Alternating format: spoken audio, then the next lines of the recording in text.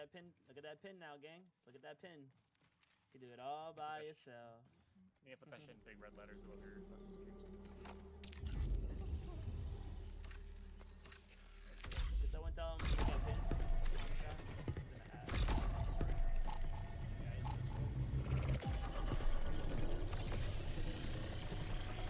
Oh, they hit it for us. Even better. Oh, nice. Let's go.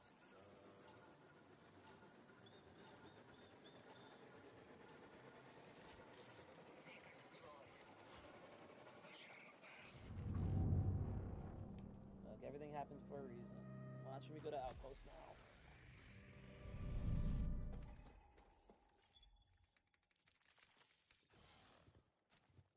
That boy gone. Free bully. What's the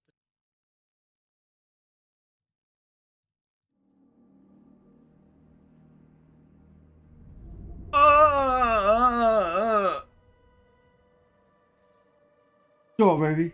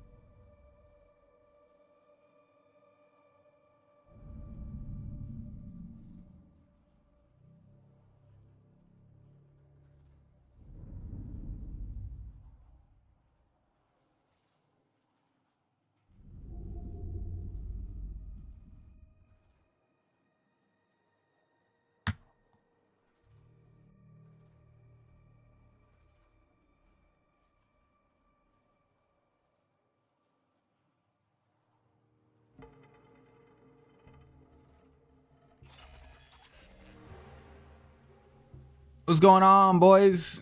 Good morning. Yo, what's up? Listen. Good afternoon, bro. Oh, yeah, that. Listen, we have to do the anomaly or fight the boss. I need gold salvage. Alright, sounds good. Guess we're just waiting a little bit. Oh, we could you play the game. We can, you know what I'm saying? I'm just the overall goal. Sure, yeah. I don't think it'll spawn till like later in the game. It spawns at like 20 minutes. Oh damn.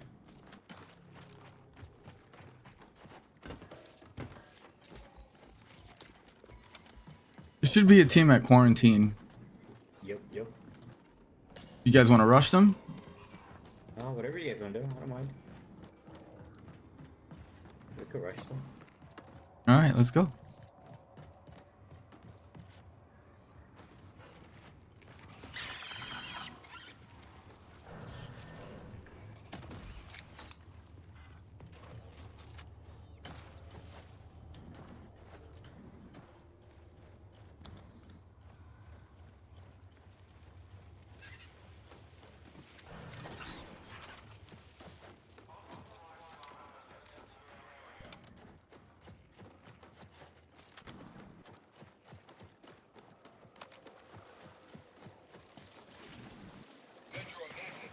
They're shooting already. Yep. They're inside.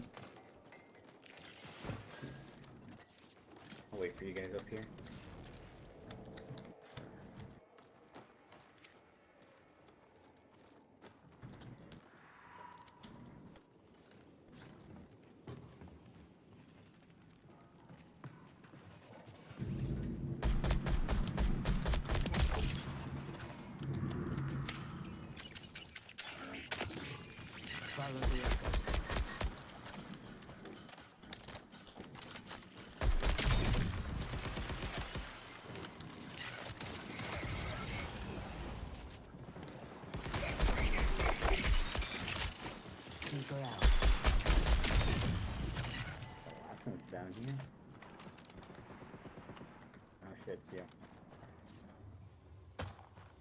SC3, baby.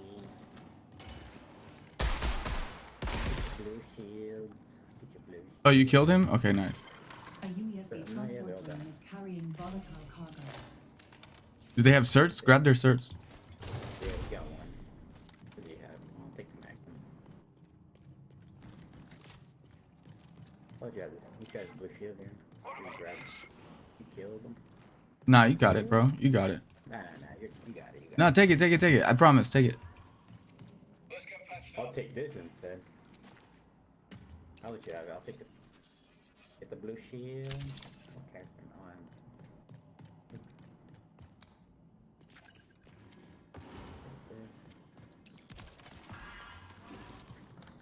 Doctor's orders. Alright. Ammo crate here.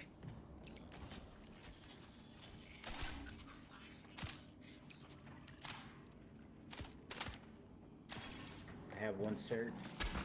You guys have like 2 or 3? You I don't have any. don't have any? I'm looking though.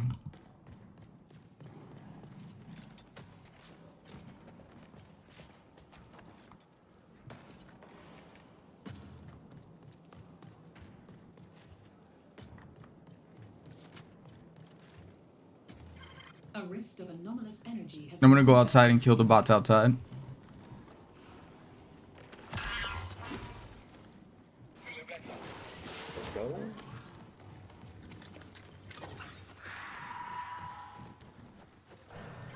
Prepare for increased hostile action.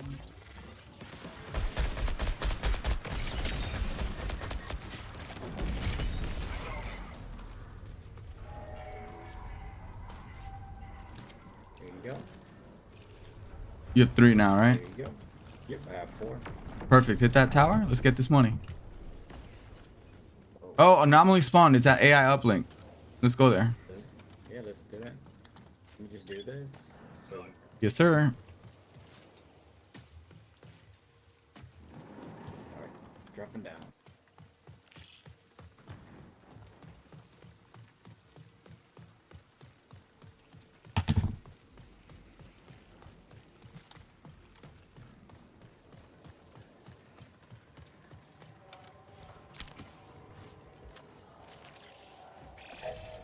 Minutes remain.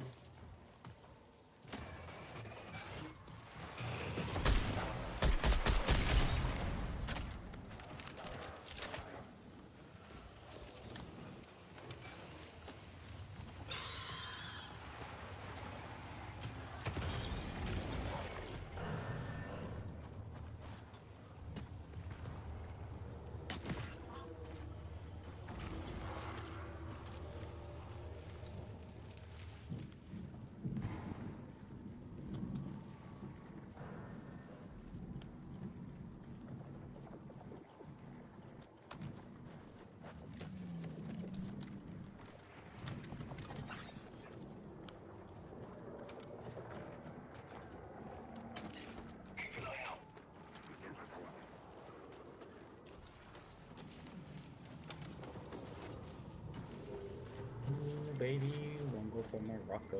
Let's go.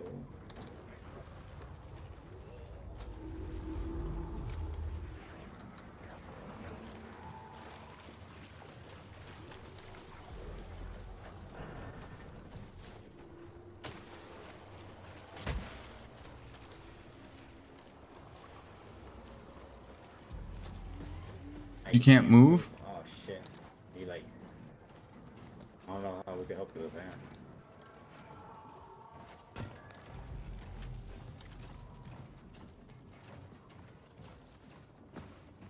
There's people here, I think.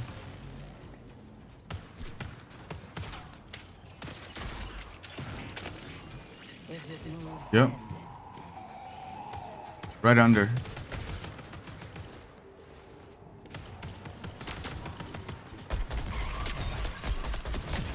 They're scanning me back. They're scanning me back.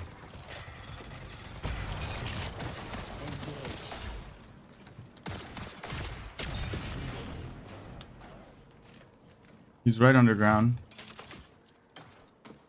They went to underground AI. They do an AI up.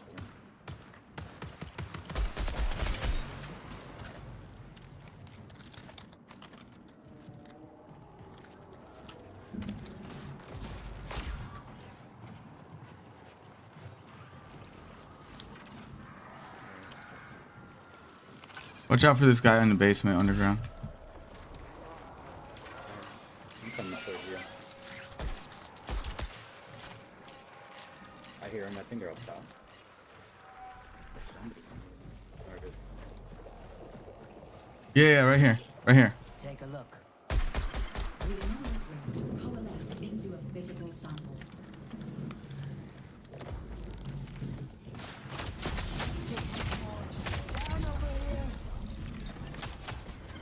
Bring the unstable sample to the stabilization device. They're really up. Bring the unstable sample to the stabilization device. Bring the unstable sample to the stabilization device.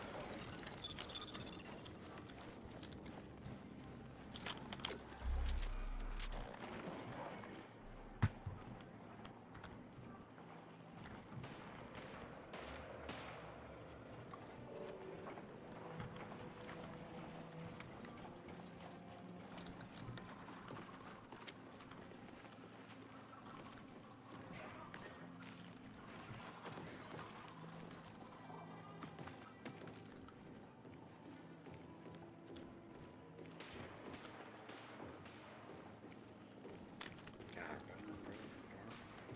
Shit.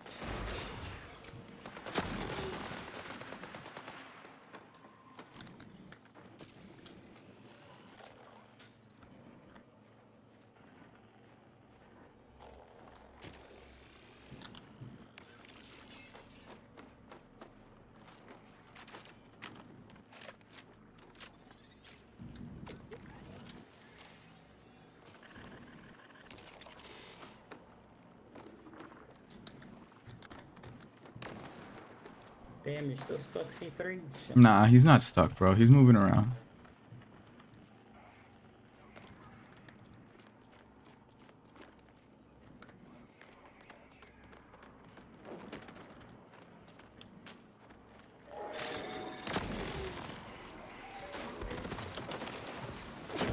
Jesus Christ. Good try.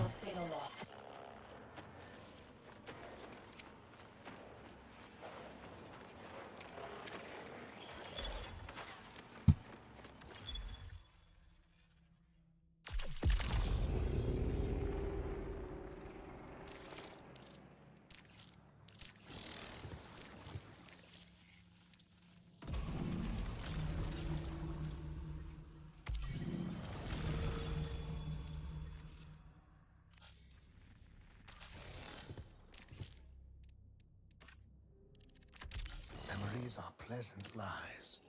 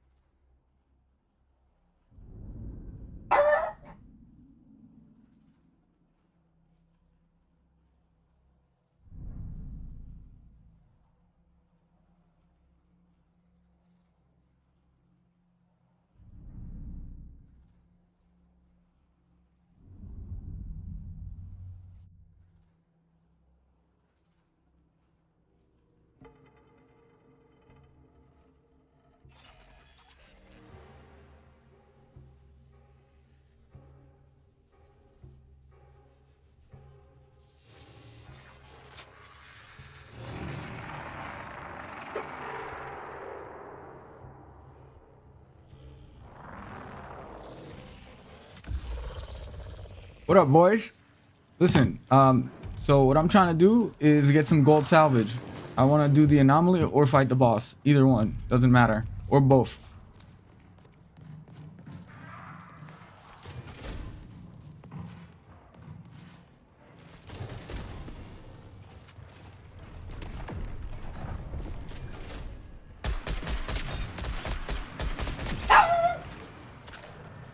Pray up, bro. Please, come on, bro.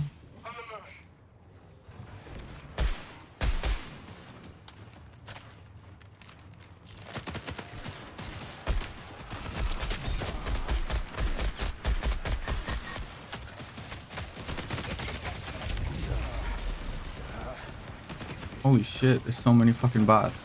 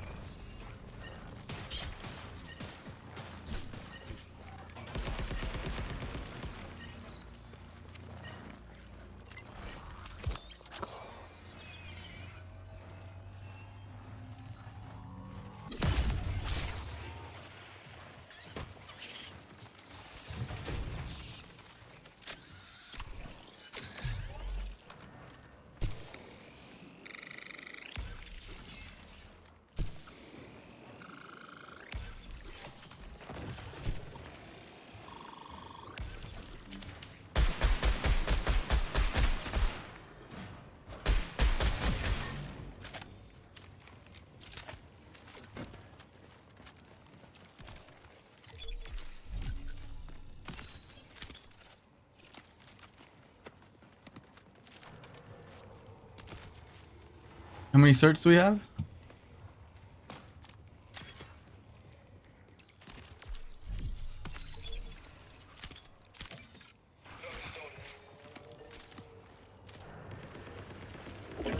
Yeah, new team.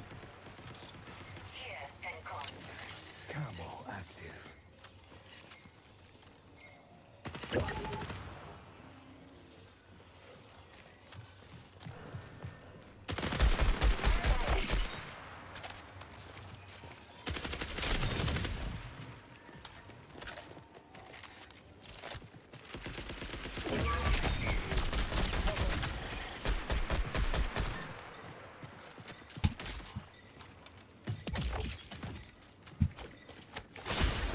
Synth smoke out.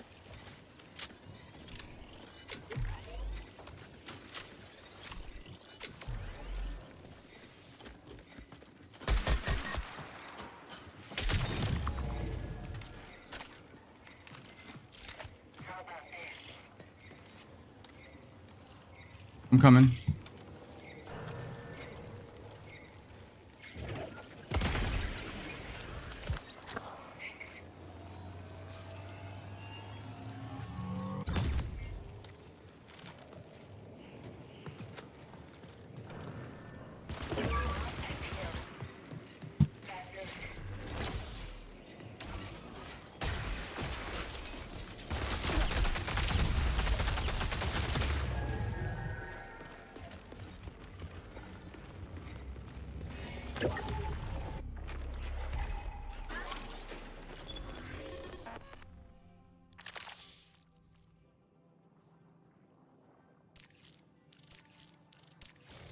No, no mics.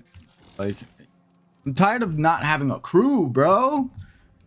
Fuck.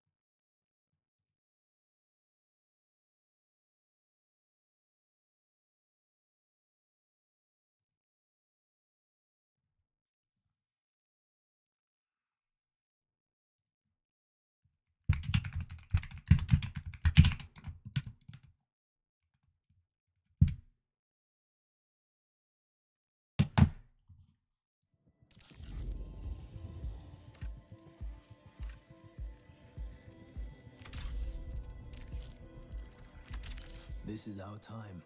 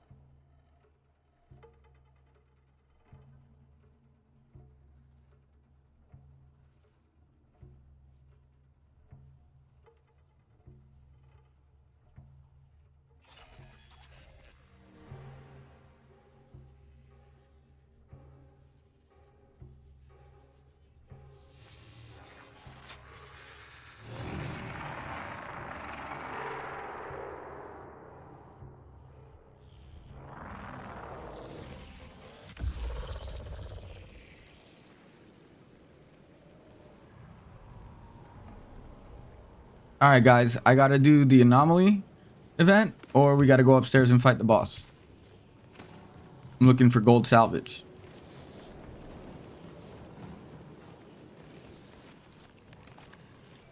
Yeah, I don't have mics. Okay. No, I got a mic. Okay, bet. I know Triage doesn't. The other Triage doesn't. I played with him a couple games ago.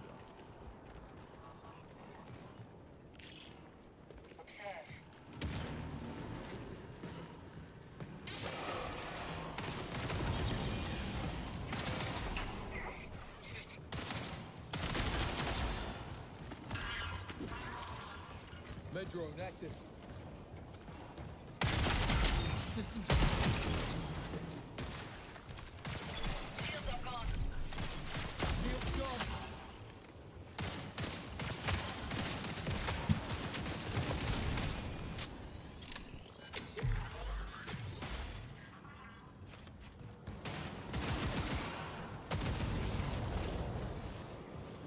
Ammo crate placed.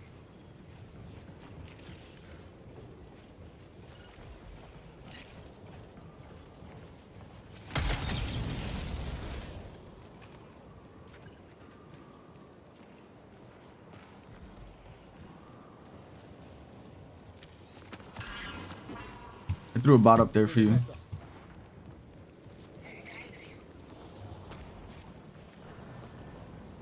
How many certs do you guys have? I have one.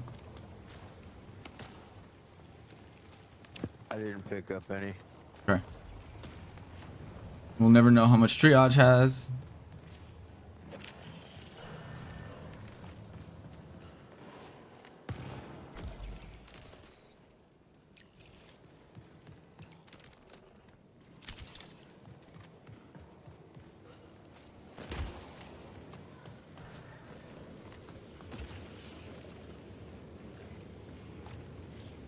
All right, let's move to a different area. Go to quarantine. Over there.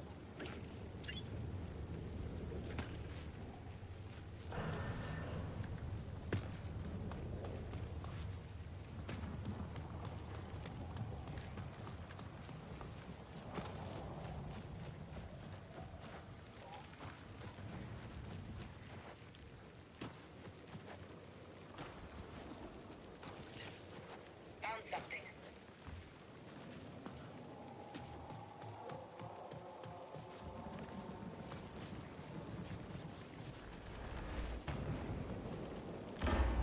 They're inside.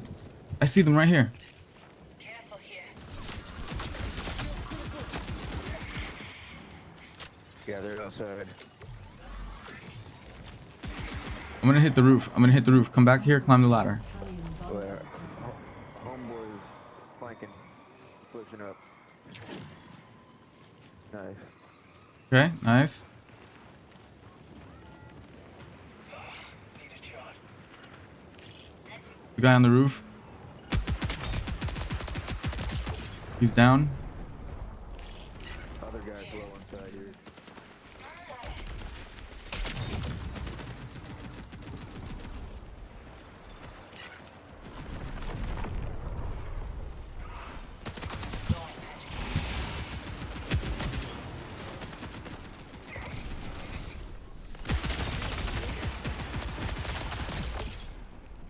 Nice.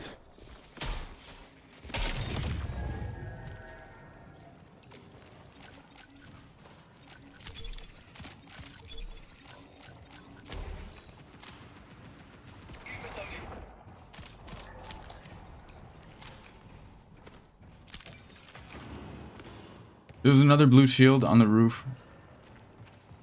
All right. This might help. Med drone out. Doctor's orders. An anomalous rift has been detected in Yeah, anomalies at complex. Let's go for that. I'm down for that.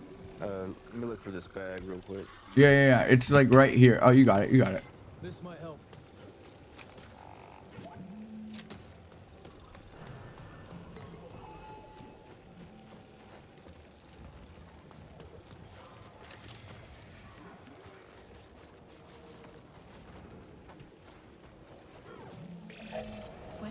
remaining.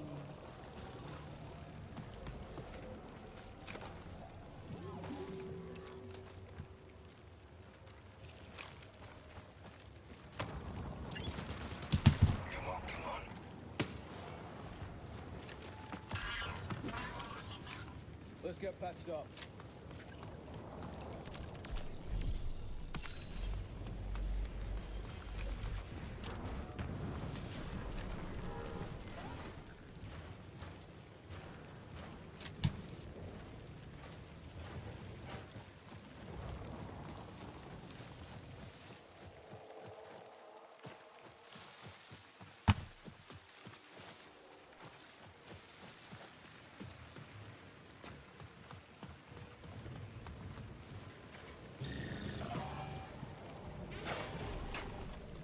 We're kind of split right now.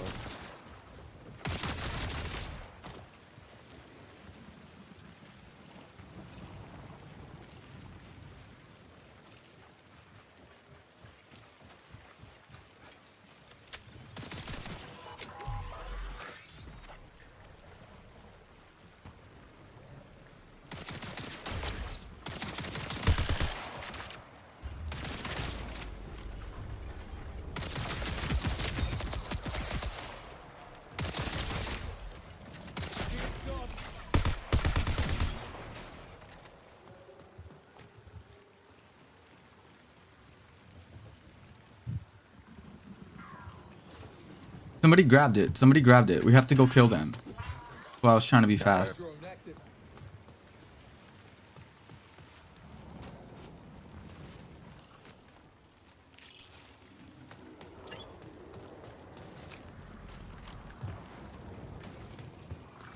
You have to get gold salvage? Which one? I need a synapse cube or a hazard cap. For your upgrades? Oh, I already have the upgrades. There's a gold Mizzy mod in the shop today, I see, I see. and I need that. That or a gold Okay. shield.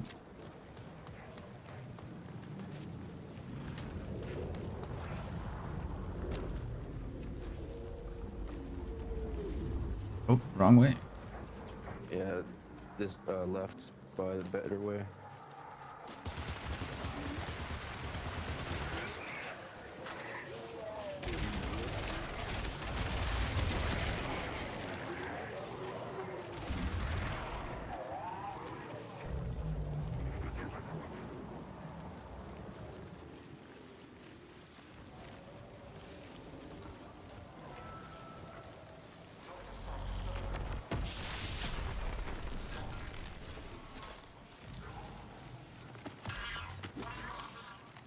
Doctor's orders.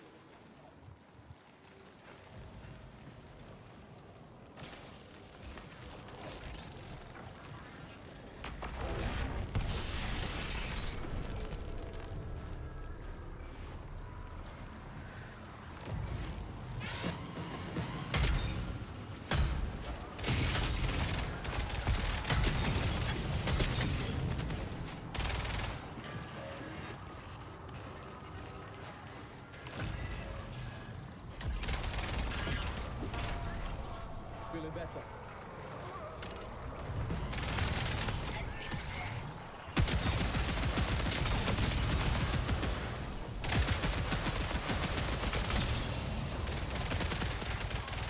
The luminous raft has coalesced into a physical sample. Bring the unstable sample to the stabilization device.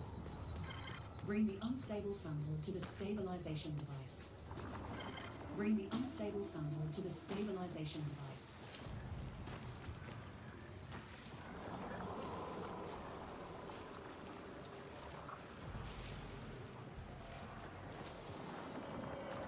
Repositioning.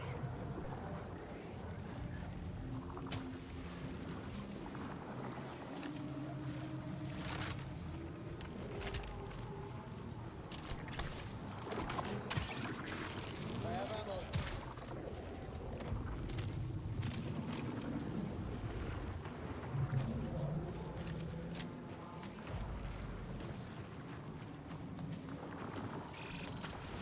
Man, that shit's all the way at maintenance.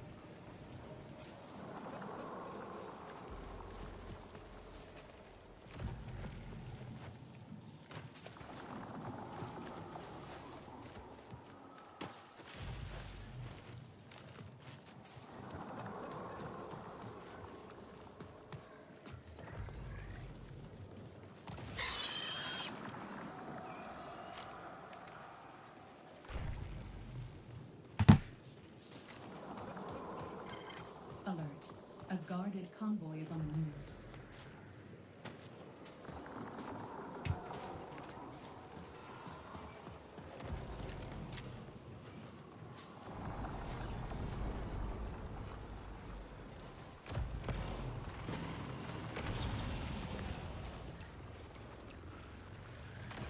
Nah, I put it in the oven.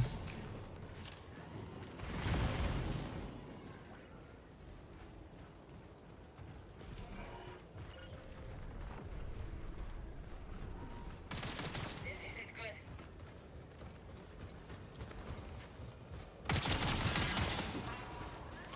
Let's get patched up.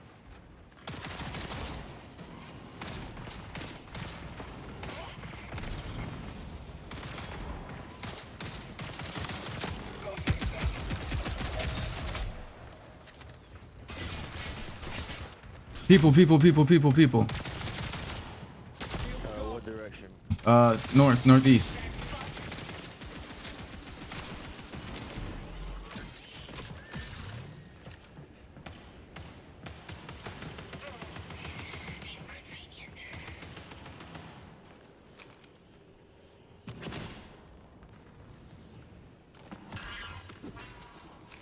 Med drone active.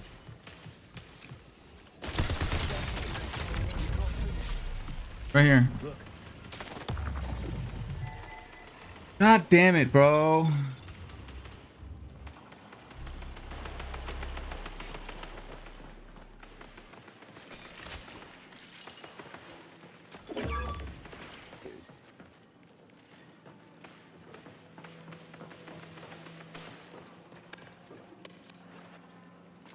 They're pushing me right now.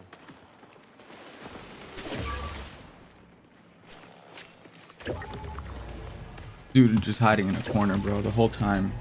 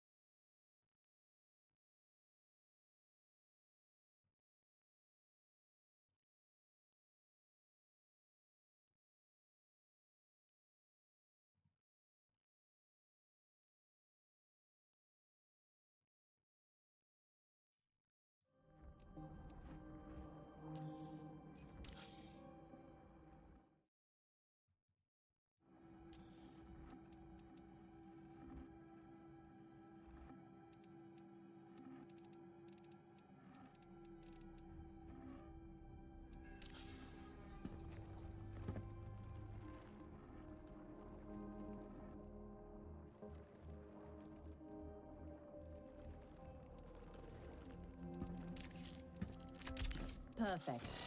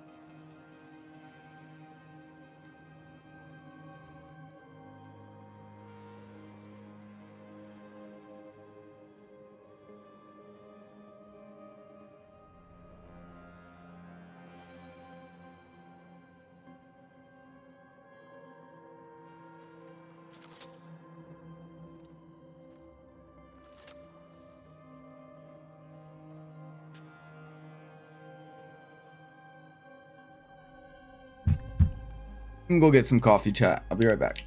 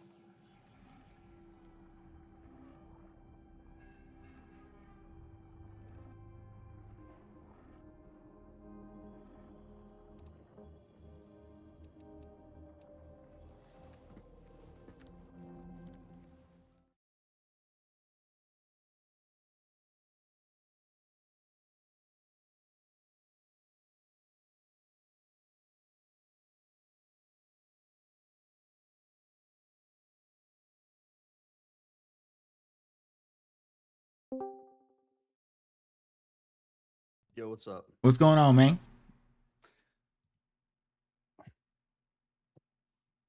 What's your in-game name? It is CMCC91 and then hashtag 8777.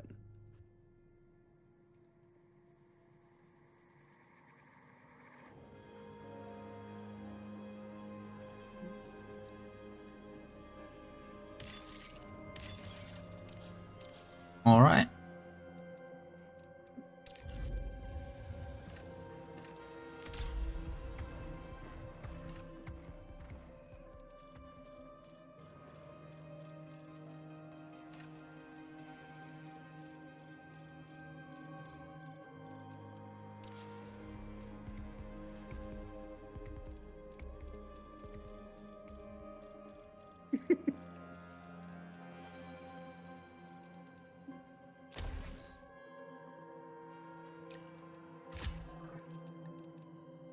I sent you an inv.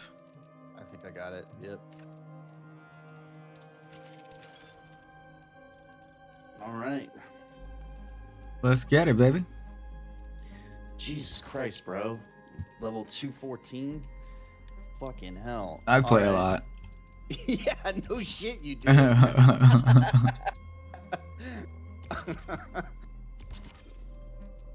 Yeah, you can fucking say that again. All right.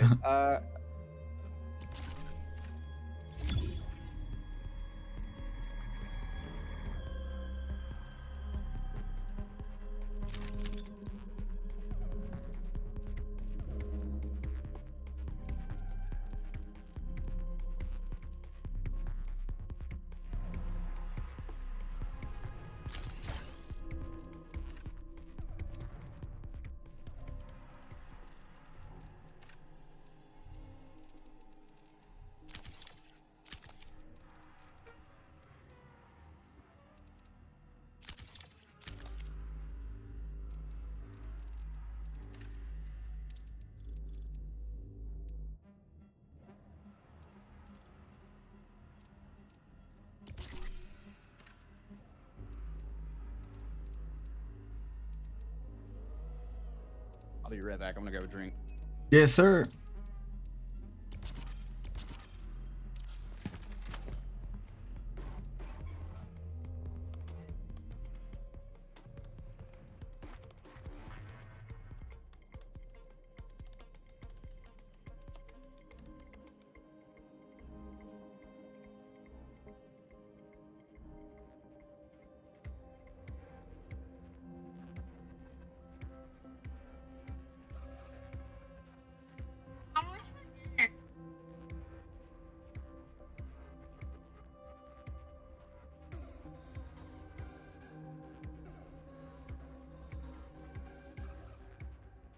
All right, I'm back. Let's jump in.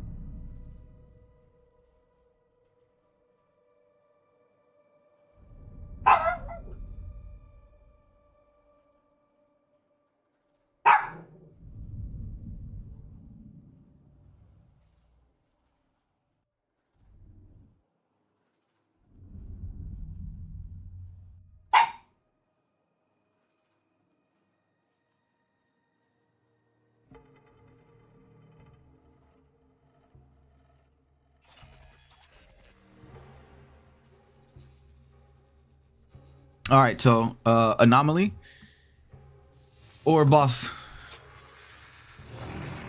Let's do boss. Well, if the anomaly comes up, that's like guaranteed gold salvage. Yeah. If we can do both, we can do both. But whatever presents itself first.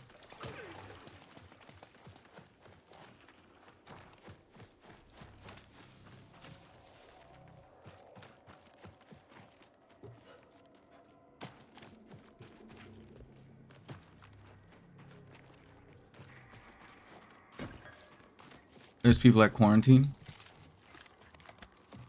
Heard the birds. Yeah.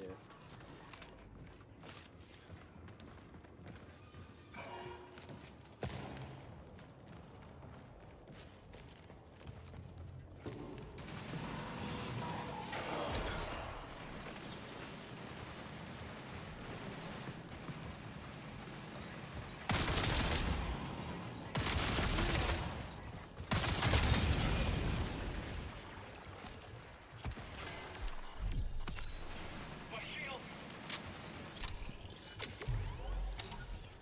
Doctor's orders.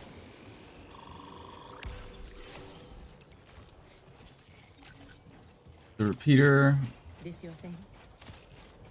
I hate that thing. So do I.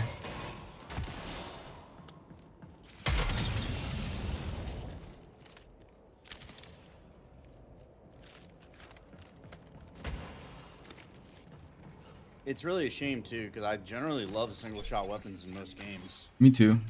but they haven't figured out how to just like pull that off in this game. The hard I line guess isn't the horrible. Strider- And the Strider's Strider's pretty good. Yeah. Yeah.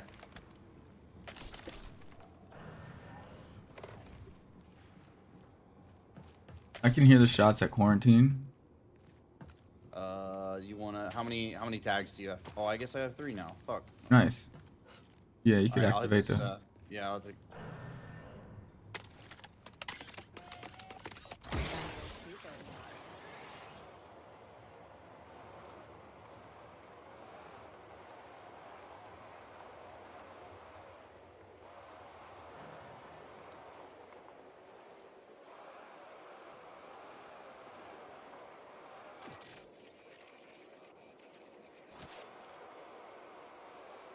Well, looks like we're going over there.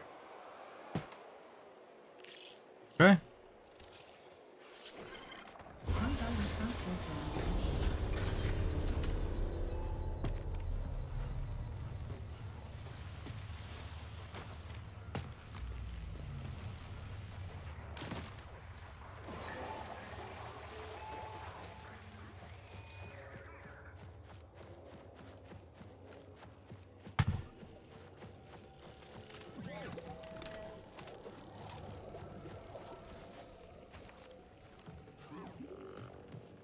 I'm gonna go up onto the roof.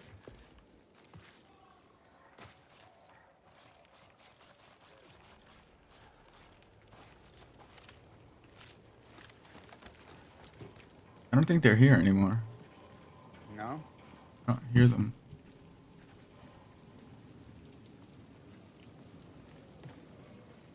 Oh, I do hear them. North. Yeah, they just opened the door. Out the front? Yeah. North side.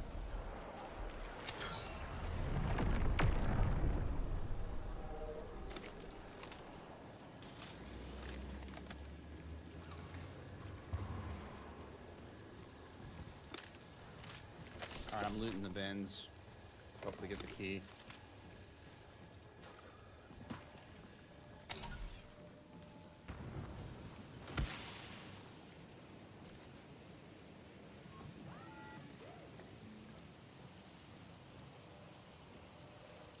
Nope, no luck. All right, I have one cert. I have no certs.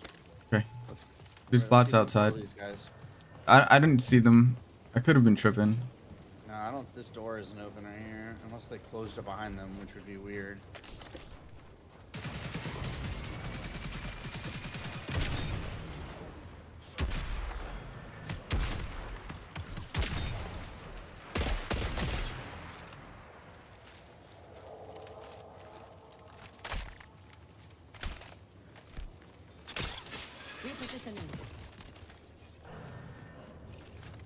How many do you have? I've got none. You didn't get any of these guys didn't drop any? That's so weird. In 20 minutes. Okay, anomaly didn't spawn. There are reinforcements. We go kill those reinforcements or just push. I think we push forward somewhere else. Yeah, we made a lot of noise here. Oh. You heard that? Yep.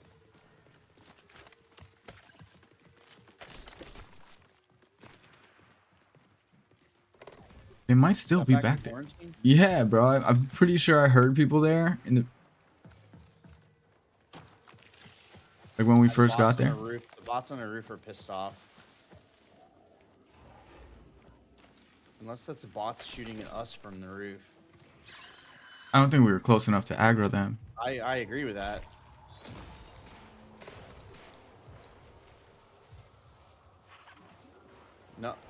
No, there's bots shooting at guys in there. All right, let's get back on the roof. A rift of anomalous energy has manifested in the area. This is fucking weird. Very.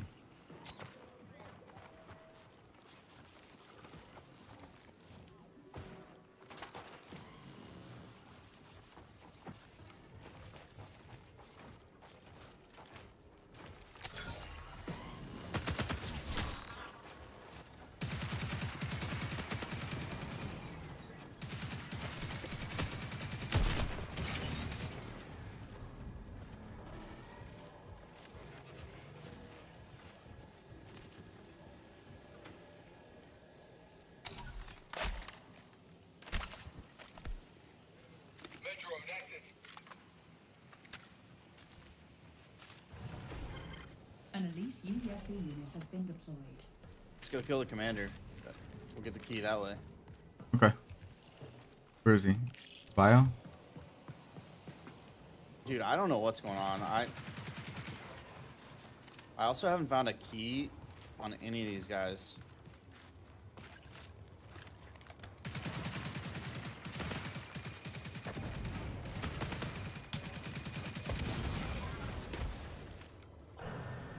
What? Okay. I'll finish it.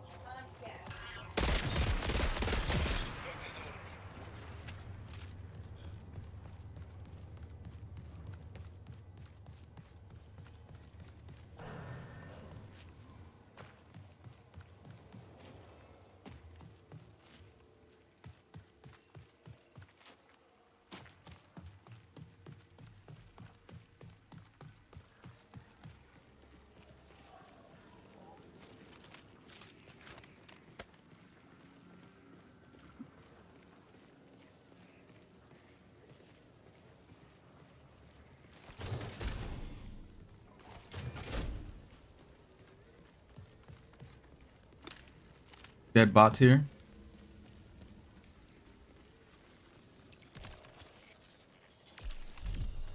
Oh, the anomaly did spawn, bro. The anomaly did spawn.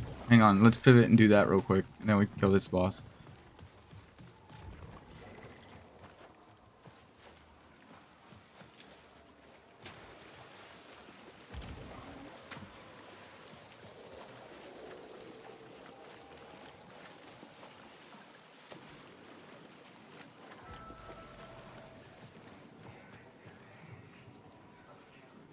Doesn't it normally show that? Like, Was that people shoot? Yeah. We're getting pinged by a recon. Getting pinged by a recon.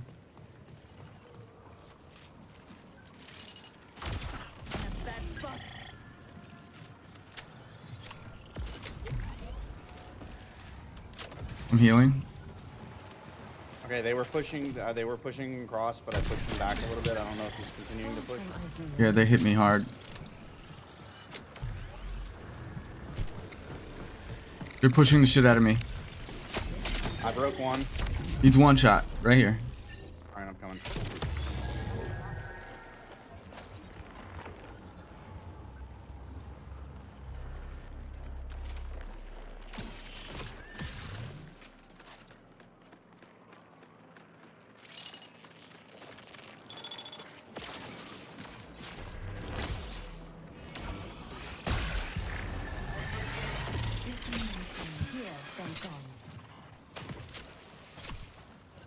I'm healing.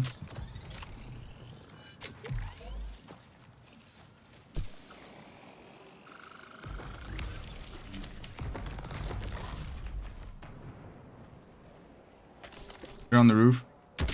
Broke one. Broke the other.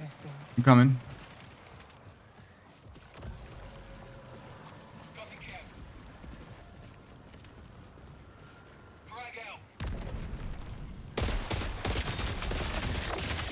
Your guy's on the roof, weak as hell. He's weak as hell on the roof. I got one. Nice, bro. Fuck yeah. Good res. Good kills.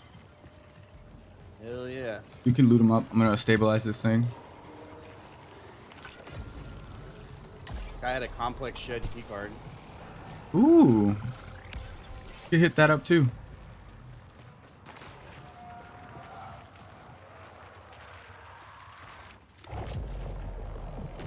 Where does it want me to take this? AI uplink? The anomalous rift has coalesced Not much very good on these guys. Yeah. Let's this is what we do. We go put it in the oven and then we hit the complex key. Did they have any certs? No. No, they didn't. Oh, this guy had one cert. Nice. Okay.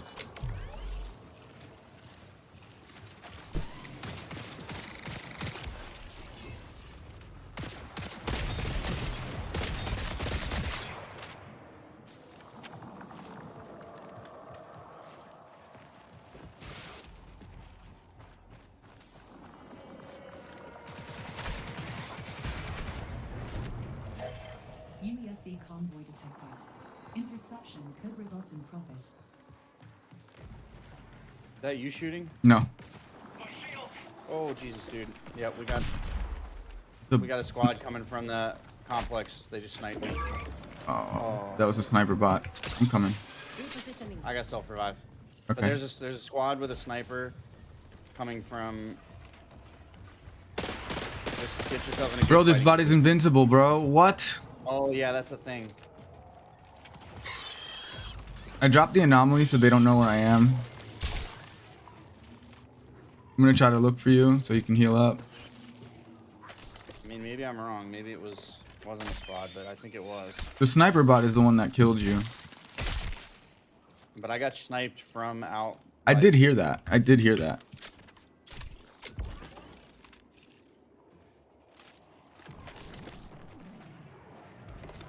Here's what I'm gonna do. Here's what I'm gonna do. I'm gonna recon a little bit. I just got shot from. Yeah, there's definitely a squad out. Make your way to me.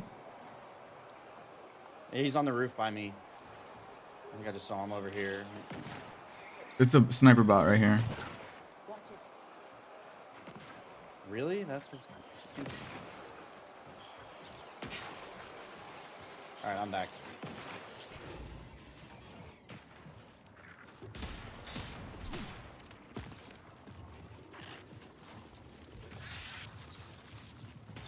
Pick up the anomaly. And let's make our way.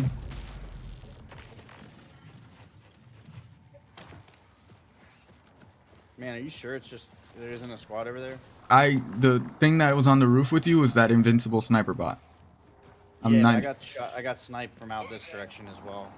Just keep your eye. Just be prepared. Yeah, yeah.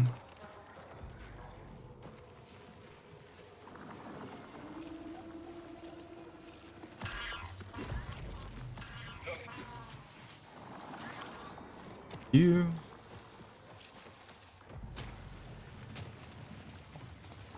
If anything, they might try to rotate and meet us here at the oven.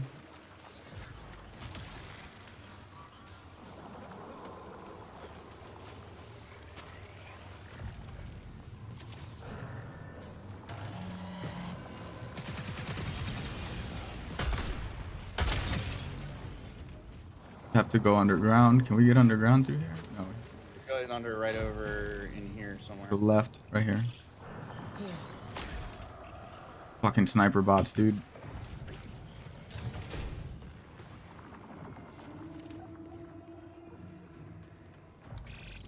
Minutes remain until forced signal recall.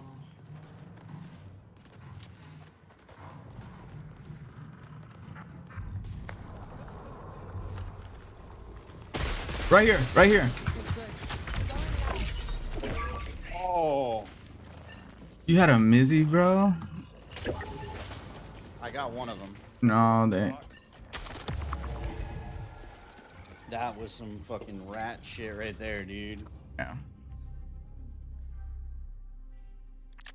Oh, that was so ratty.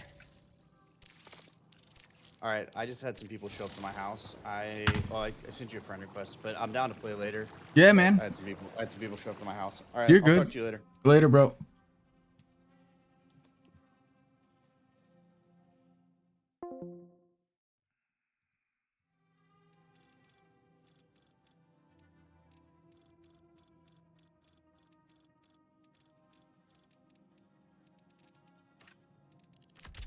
Gear prepped and ready to run.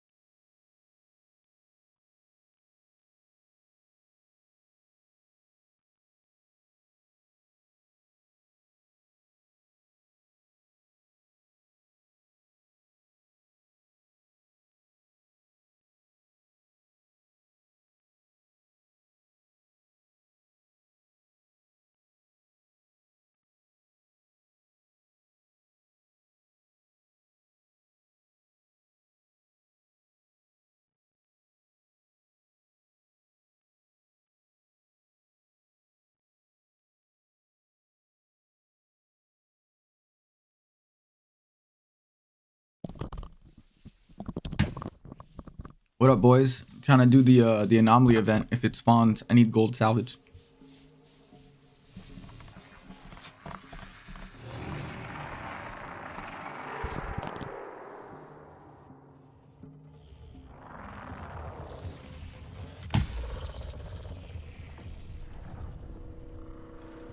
What's up, Pickle Boy?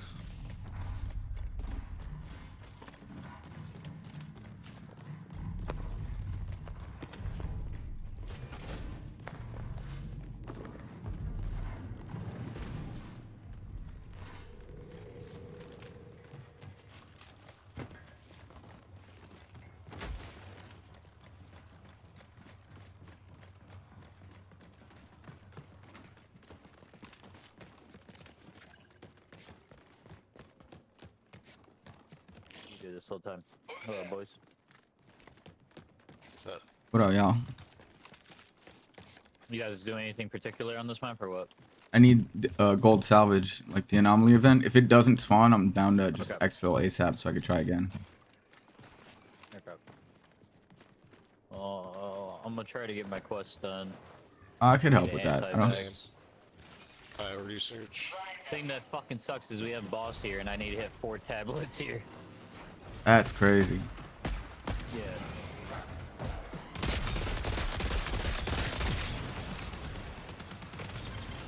Jump to that mine.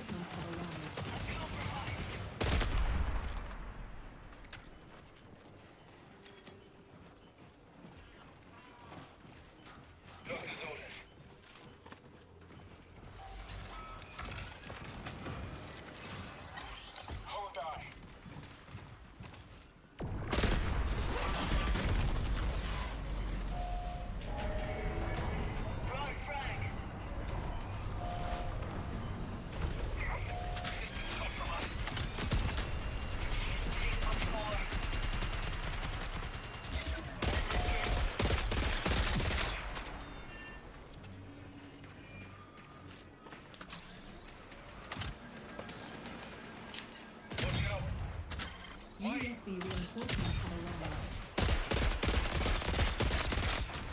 We're gonna get ran up on here. Totally.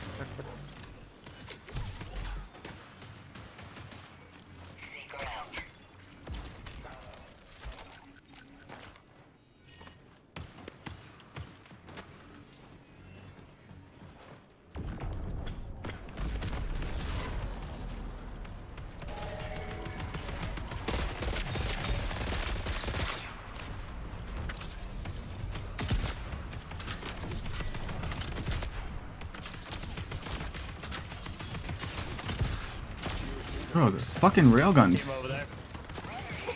Oh, got a team pulling up now. This will slow them down. Pulling out. Defender system set. They're pushing around. Reinforcements have responded to the signal. But we're just giving them high ground. Yeah, they're pulling up. He blew up. He blew up.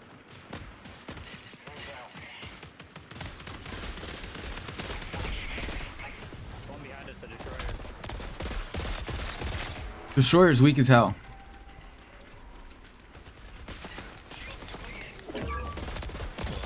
Destroyer's down. 2 down. This guy's one tap on me. Sentinel's one tap on me. Alert. An anomalous rift has been detected.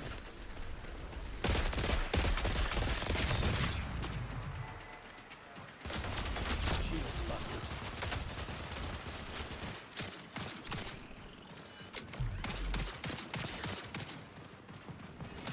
They're pulling from behind.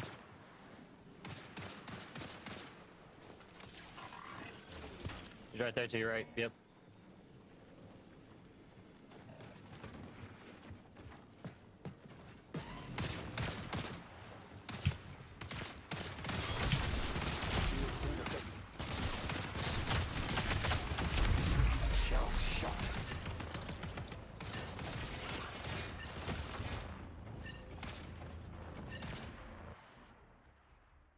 Bro, I'm getting sick of this shit, dude. I'm getting fucking sick of fucking doing everything, bro.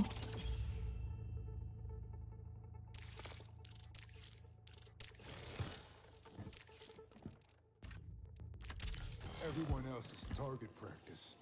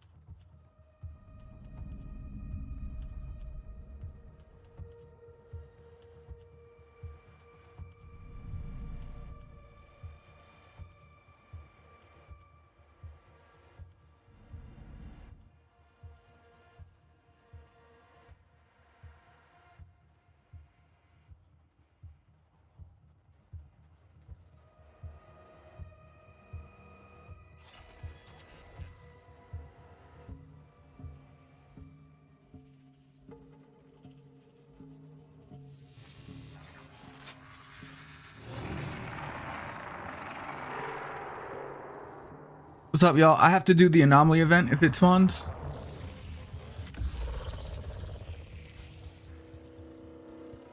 Oh, what is I? The anomaly event. If it spawns, I need to do it. I don't know what that is. The anomalous thing where you take it to the oven and it cooks. Like, What are we cooking? I'm kidding, man. I'm just messing with you. I know what it is. Okay, bet. Let's do it.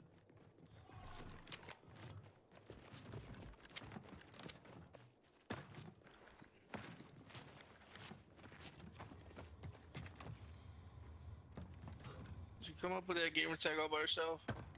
It's a streamer name. Like, it's on streamer mode. Oh, dang. So no, I did not. The game made it. Hey, you streaming? Sometimes.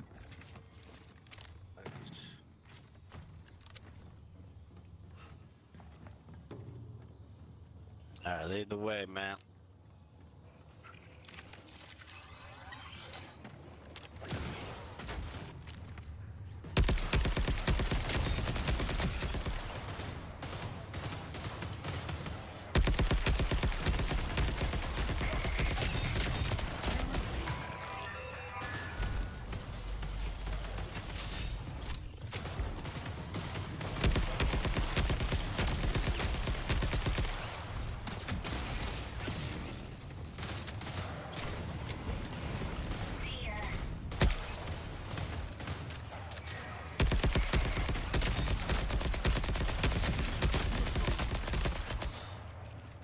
We don't have to be doing this.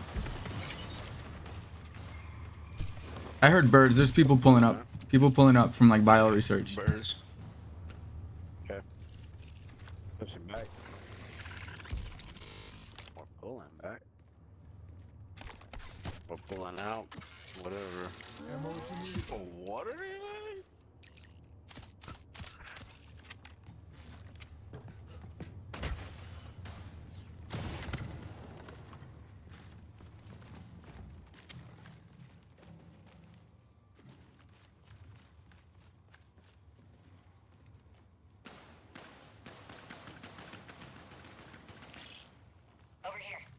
Oh, these guys are shooting the wall right here.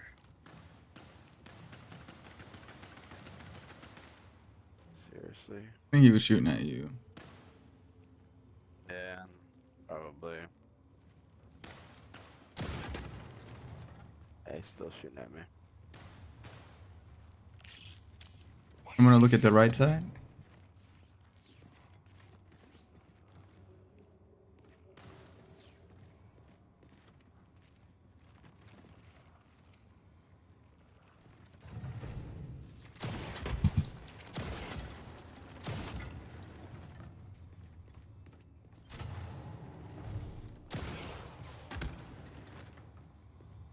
I don't see anyone.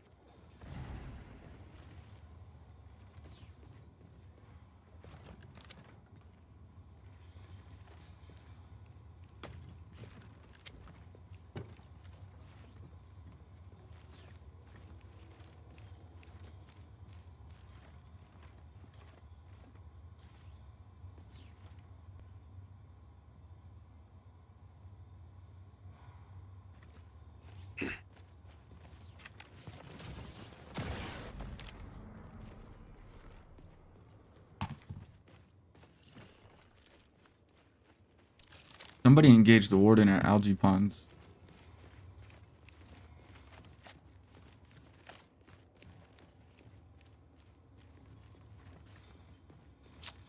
Alright, we can go there. Yeah, or we could just rotate out of here. Either one, that's fine. Rotate bio or rotate AI? An anomalous rift has been Either one. detected Oh, in the anomaly, bro. Anomaly, bro. Let's go do it. Go. Amped up.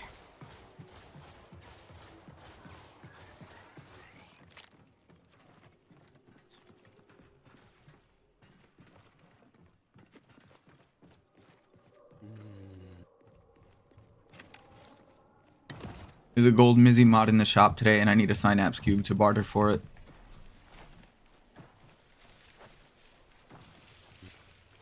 Oh dang, Zer's got it? Oh someone just shit. hit a key. What is that? Algae? I think that's the algae key. Window closes in 20 Could be minutes. LG office.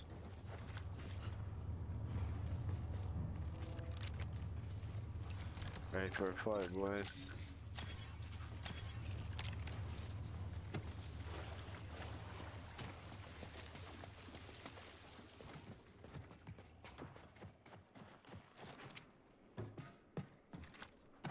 Camo filter engaged.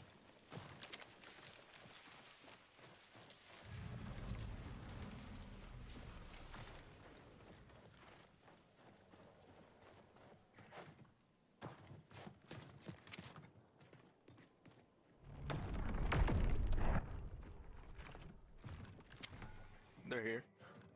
Okay.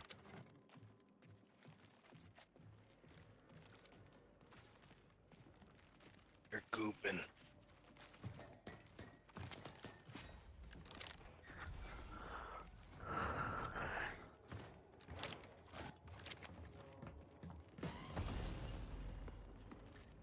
Yeah, they are. Yeah, they're there.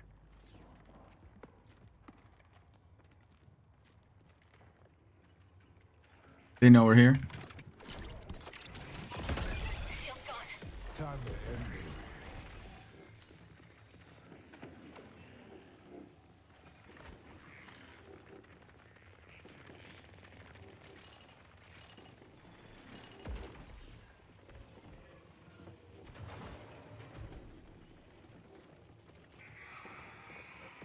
That's another team. That's another team pulling up. Yeah. I say we back out. Let them fight.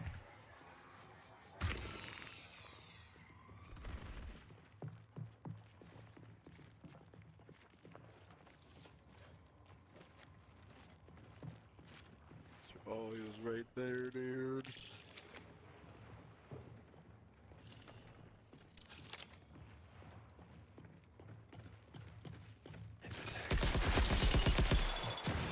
You stepped right in my way, homie. Might be.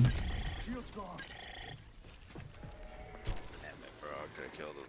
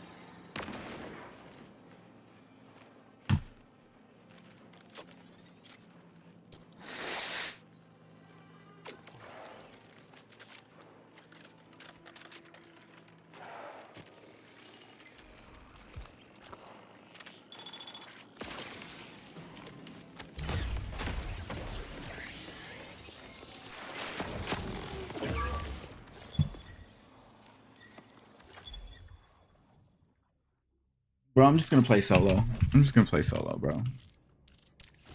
Can't do this fucking stupid shit anymore.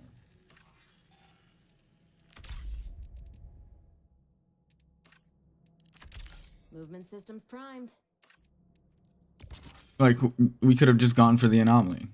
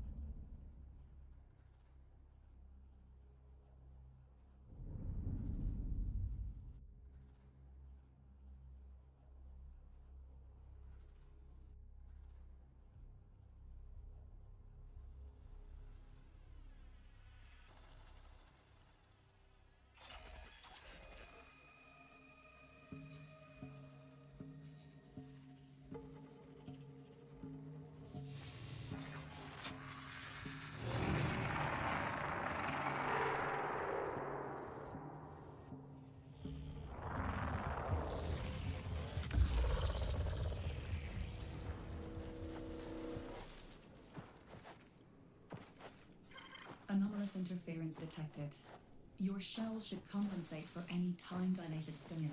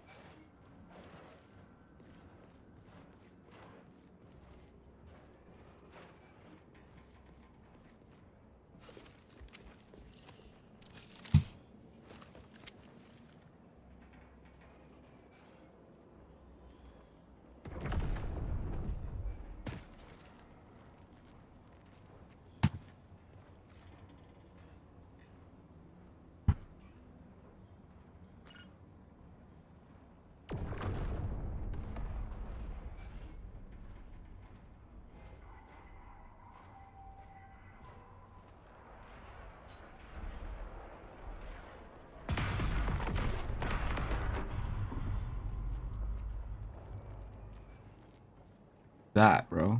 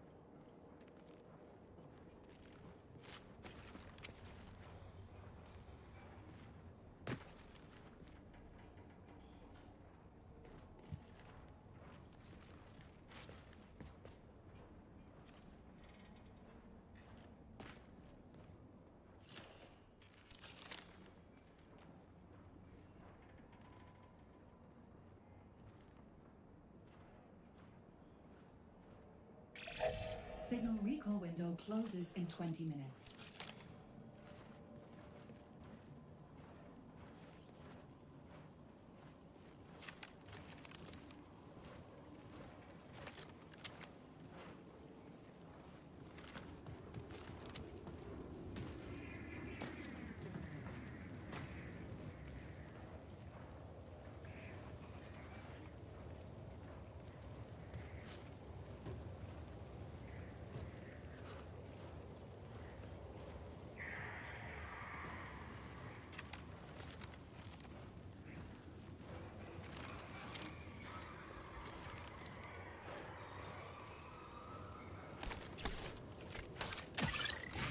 Got ammo?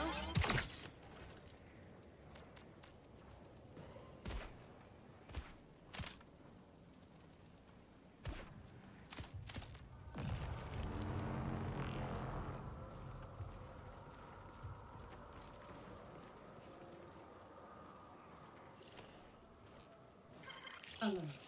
An anomalous rift has been detected.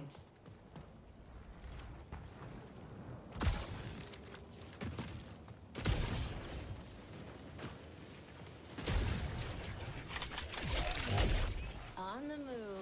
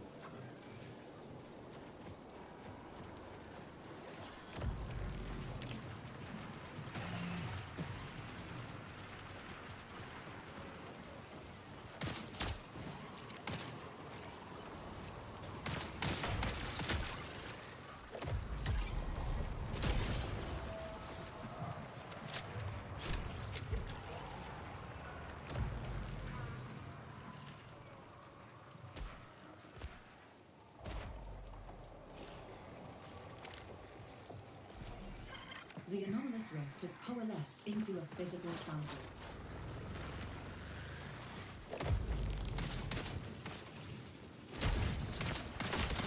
Bring the unstable sample to the stabilization device.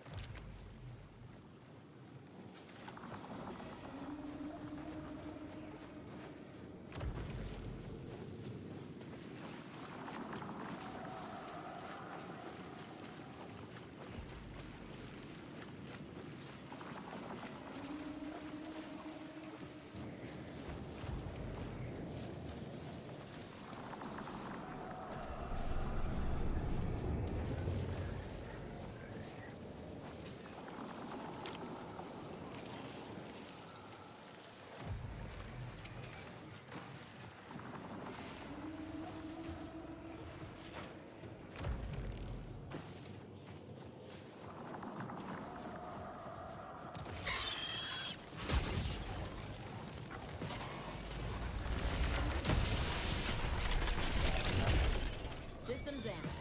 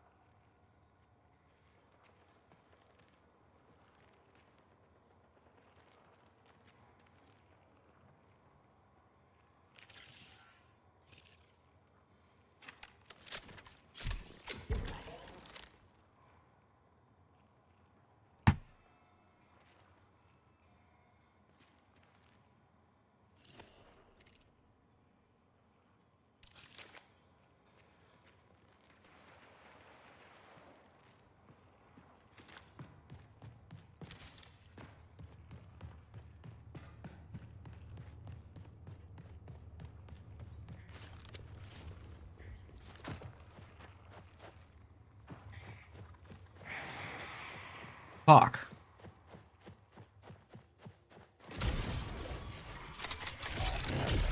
On the move.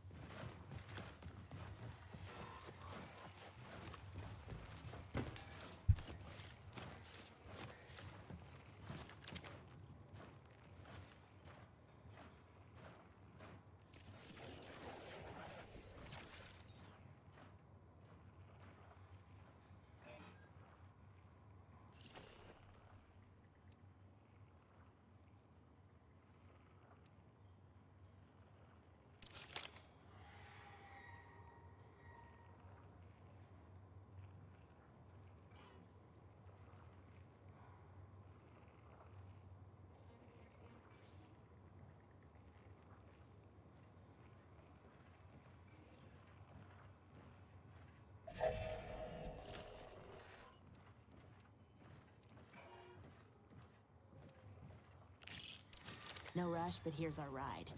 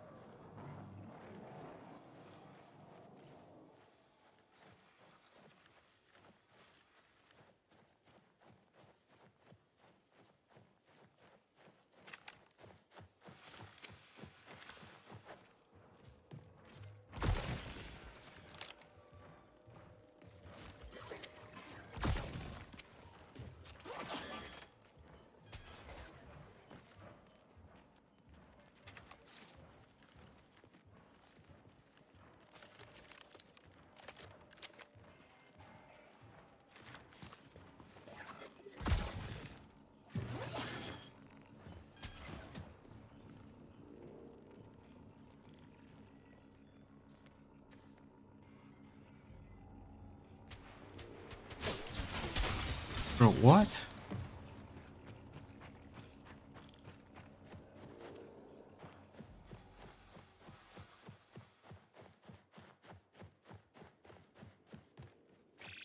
You have 10 minutes to exfil.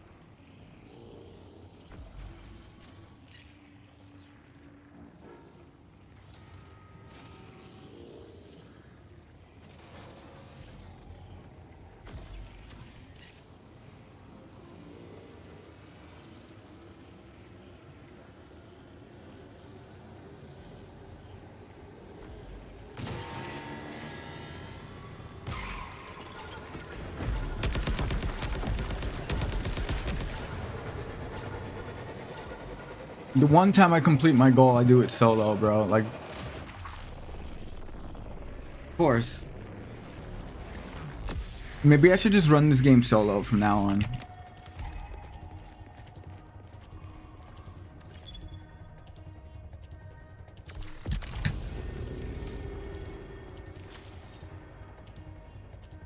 What the fuck? And it doesn't give me any fucking gold salvage. Every time I've done this shit, it doesn't give it to me. Such bullshit.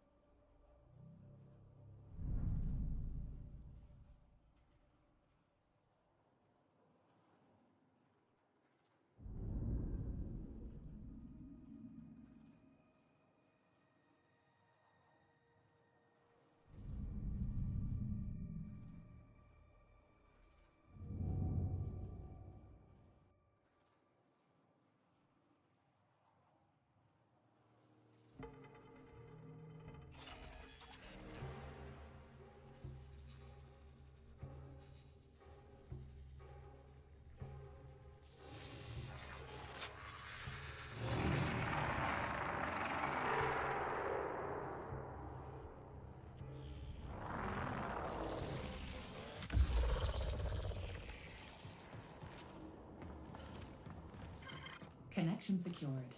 Your hunt begins.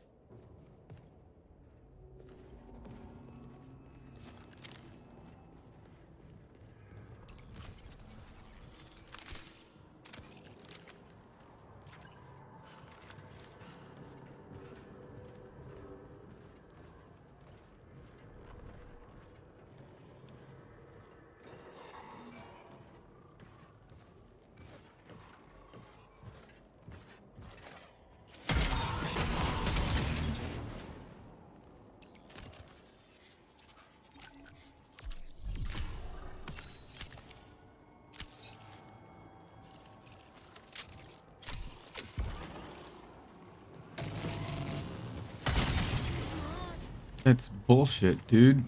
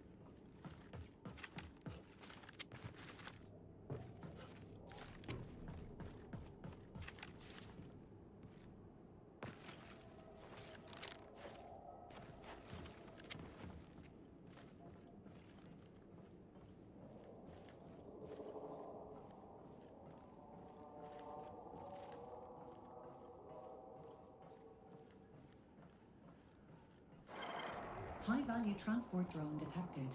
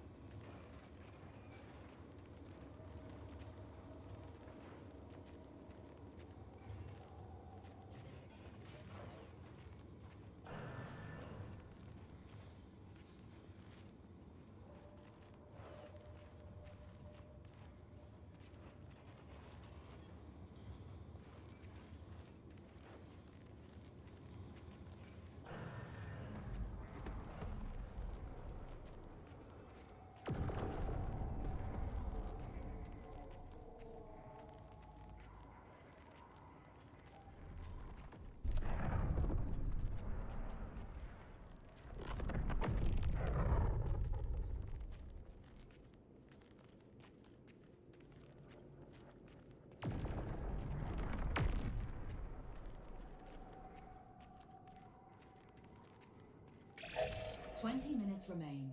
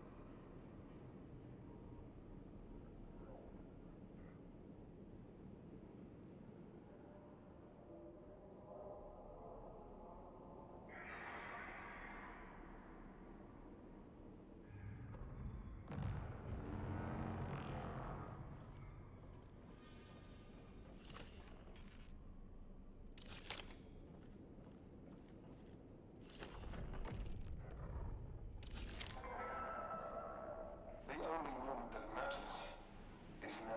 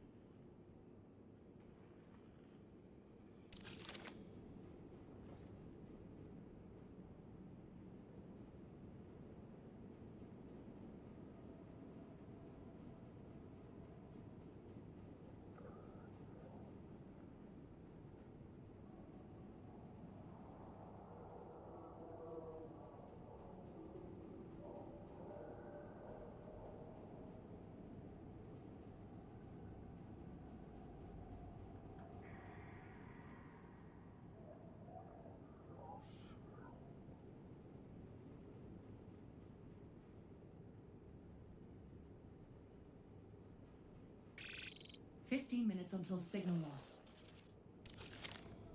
Damn, I don't think I'm getting the anomaly this round. I should just leave and come back.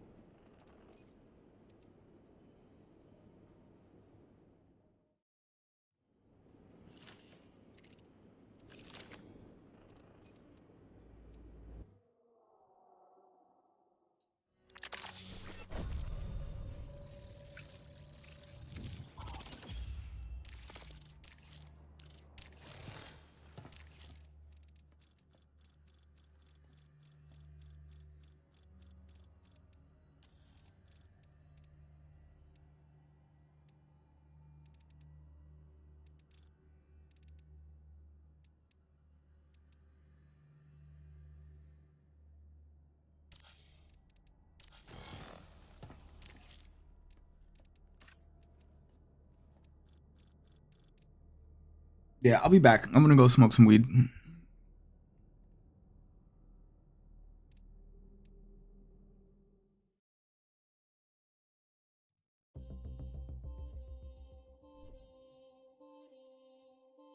Wearing the wrong.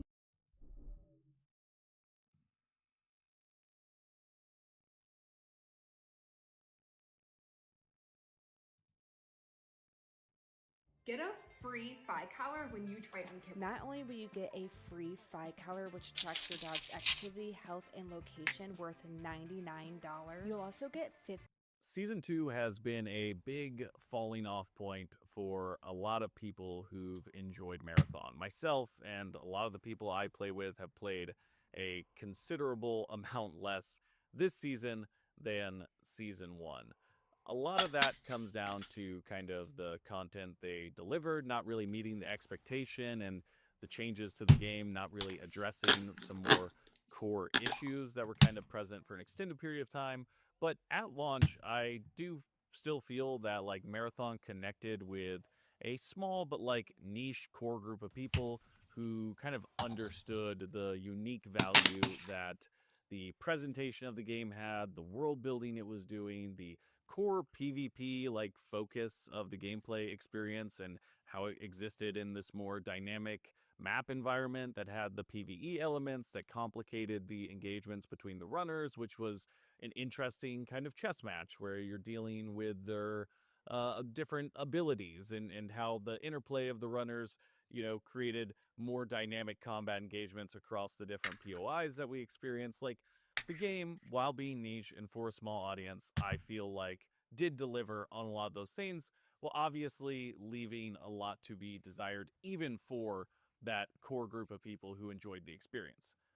But with all that being said, the way that the Marathon development team was communicating with players and responding to feedback made a lot of people, myself included, very hopeful. Like the amount of changes every week, trying to lock in the tuning and listening to player feedback about the types of modes that they would want to see. And there were a lot of changes that were made very quickly to kind of indicate that Bungie was attempting to be proactive and incredibly responsive to the direction that the community who was playing the game wanted the game to move in. And I feel like that gave a lot of us hope for Season 2, which was going to deliver a new map. I mean, a new map experience in Nightmarsh, new enemies, a new shell, like a handful of things that, well, ultimately, I feel like not really meeting the expectation of progression we want to see in the amount of gameplay content and alteration to the game as a whole, and especially story progression was like really lacking for me as someone who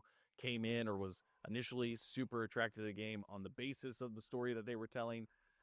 You know, we thought that there was going to maybe be a continuation of that momentum from Season 1. And the launch of Season 2 was kind of like followed by a handful of issues almost entirely separate from a lot of other things that the players were hoping for.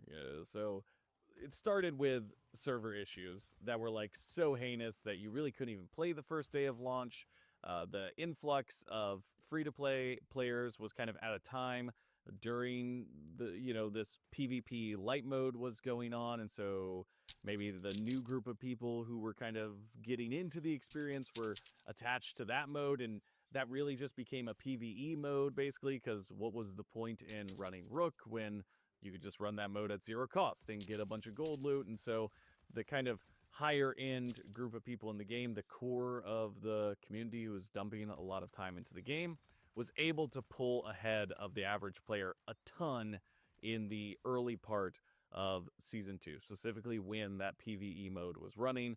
I feel like for the first 2 or 3 weeks, I was never running into like green or gray shields. There was such an influx of purple and gold and blue, like from day one. Like my first 15 matches, maybe I saw a green shield once, but definitely rare. And every crew that we were coming against, if we beat them, we were getting an insane amount of loot and materials and items that really progressed the game at a much faster rate than what we saw in Season 1. And the ability to farm the upper complex thing made this issue worse, and the economy was kind of fucked from that. In addition, this is, I haven't even talked about the fact that like they gave players who had put a bunch of time into Season 1 and gotten higher levels in the season a bunch of purple kits and blue kits.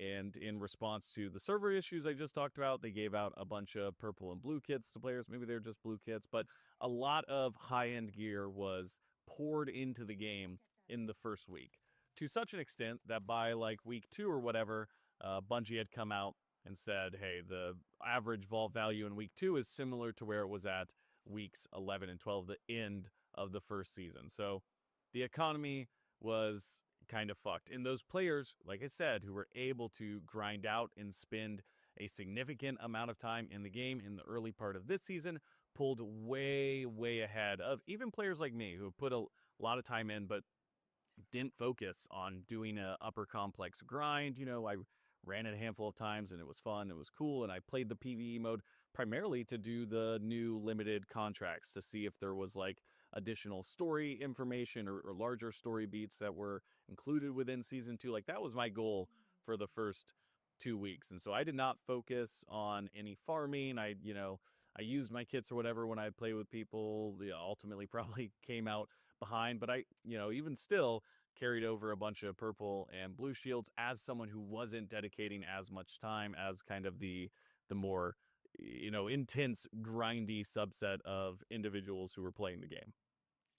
So with all this being said, going into the second and third week, Bungie started to do a bunch of nerfs, right? We lost the PvP light mode, so the kind of farm of just over and over again running the free kits into gold loot was gone.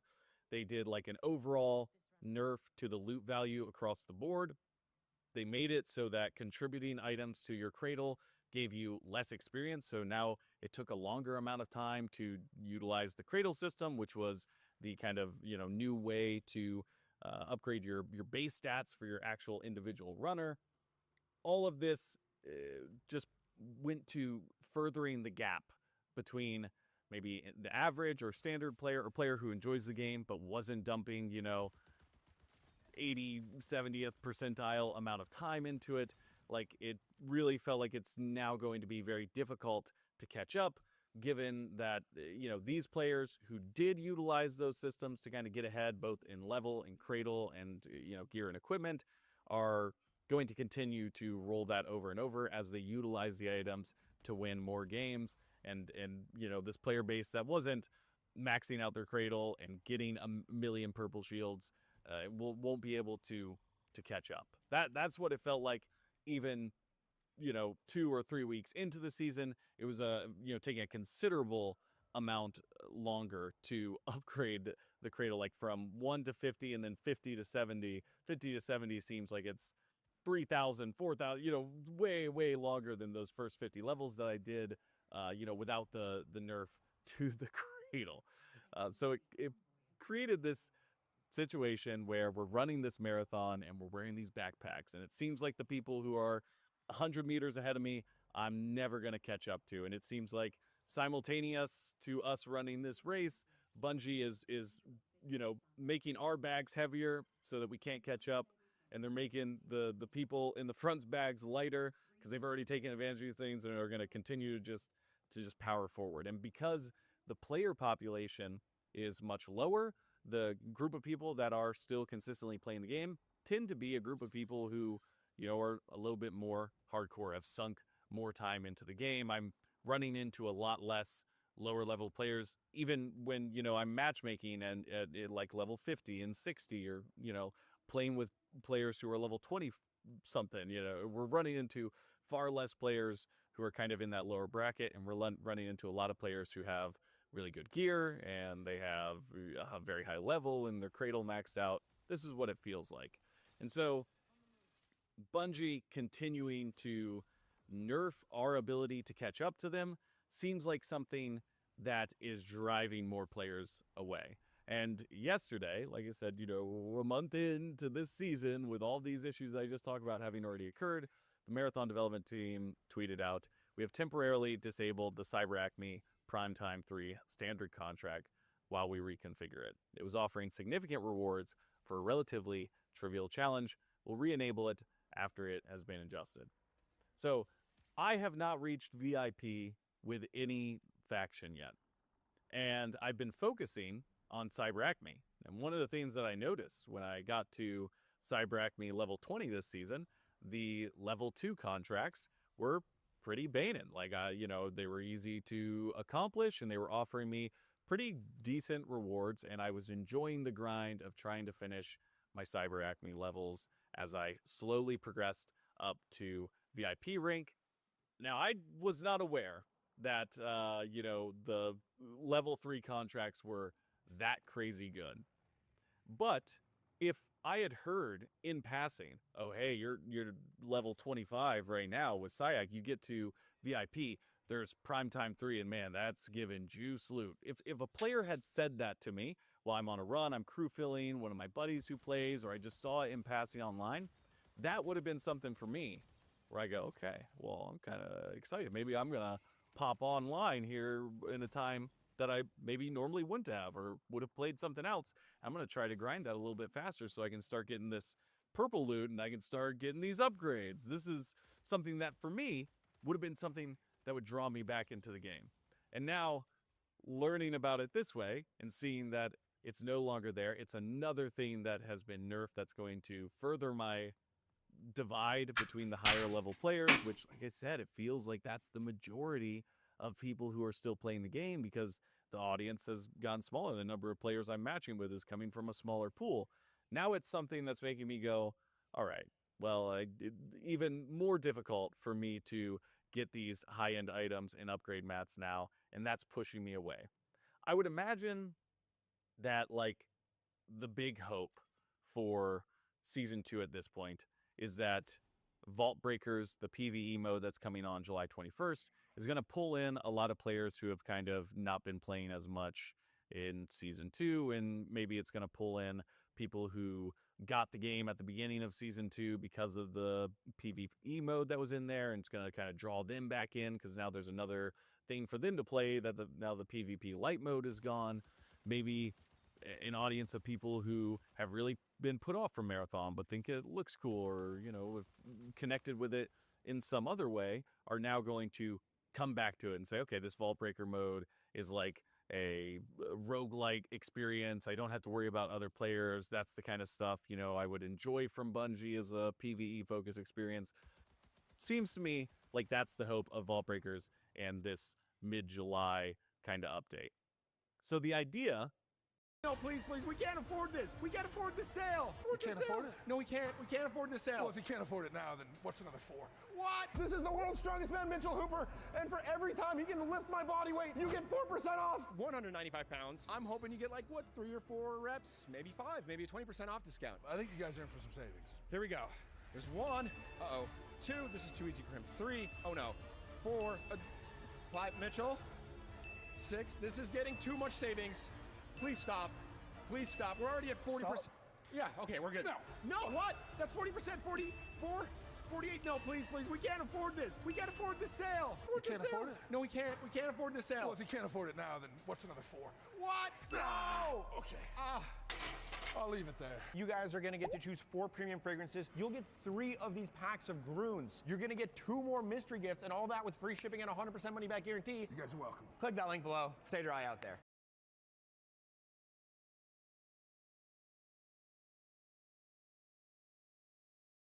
Would you be happy if you stayed where you are in life and job forever? If the answer is yes, then this video is not for you. But if you want to finally achieve the time, location, and financial freedom you know you deserve, then this new career may be the answer to all your prayers. Because what I'm about to reveal to you is unlike anything you've ever seen before. It pays extremely well, it's flexible with hours and location, you don't need a degree, and here's the craziest part, you can earn while you learn and still have enough time to juggle your current job, responsibilities, and even family. So here's what I'm talking about. I'm David Bragg, founder of Front End Simplified. We help people like you land tech jobs guaranteed without needing a degree or previous experience. The tech industry is already one of the biggest ones in the world, yet it's still expanding by 20% year over year. And global companies with the budget to pay high salaries are desperate right now to find talent. Why, you may ask? The reason is simple. With more and more apps being developed and everything going online, these companies need people to build and support their new features and softwares. And the problem? There's just not enough people out there to pull from. Probably because they think coding is too hard, they think it takes too long to learn, or maybe they don't even know this career exists. That's why this is such an amazing opportunity. Front-end development is the easiest part of coding to learn, yet the average salary is $113,571 per year, and that does not include bonuses. And because of this difference in supply and demand, it's also the easiest field in tech to break into. After all, you don't need previous experience or a college degree to get hired, and I know this because I went from making $17 an hour at a grocery store and being addicted to video games to landing a $160K front-end developer job at Canva without a degree. Or because I took action on 3 simple secrets that a beast coder shared with me. Once I took action on his advice, I was able to finally land a 6-figure job in tech that not only gave me the financial freedom, but also location freedom, time freedom because I only had to code like 2 to 4 hours per day, and fulfillment because I was finally working a job that I actually felt proud of. And when you click or tap the link below, you'll discover the 3 steps, the same ones that caught the attention of Forbes and 100 other publications. So you too can break into the tech industry in a matter of months, the same way hundreds of our students have done it and changed their lives. Like Torrin, who went from making $56K a year in the military to landing a $120K job without a degree in under 5 months. Or Ryan, who started with 0 experience in coding yet was able to land an $80K job after 6 weeks and then a $175K job working at Amazon in 6 months. Or Dina, who landed a $90K job for the first job she applied to by breaking into the tech field using our system, and she's now making 150K per year. But listen, at some point universities will see this gap and they will start teaching front-end development. So this opportunity to easily get your foot into the tech industry will not exist forever. If you're someone who's feeling trapped in an unsatisfying job, someone who wants to leave commuting and financial constraints behind, click or tap the link below to discover how to break into the tech industry in a matter of months. It's not an exaggeration to say this could change your life forever, because it did for me and hundreds of our students. So don't wait. Take a few minutes to watch this video, and if you don't have the time right now, at least click the link below and bookmark it for later, for when you have a few minutes, because who knows if you will ever see this video again.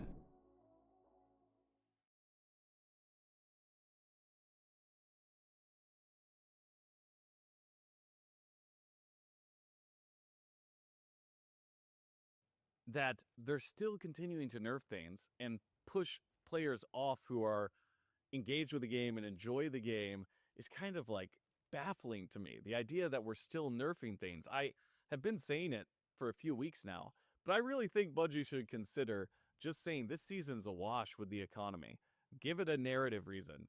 It's the new gold rush. We're getting the Narsh items, the SciAC outreach stuff, saying that they're marketing, trying to convince more people to become runners. This is like a bubble that should be filling up with an influx of cash, and Traxxas and all these investors are coming in, and as a result of that, everything's gold. It's like everybody's loading into every match with a gold item. Everybody's kitted out. You're getting rewards from the companies. They're giving out free stuff because they want you to complete the contracts, and it's all about money. Like, I think that's the direction they should go in. Buff everything. Start making people feel powerful. Let them play with the sandbox. Let them actually test out some of these gold items and cores and mods and weapons that they maybe haven't seen if they've been kind of not engaging with the game as much recently or got shit on in Season 1.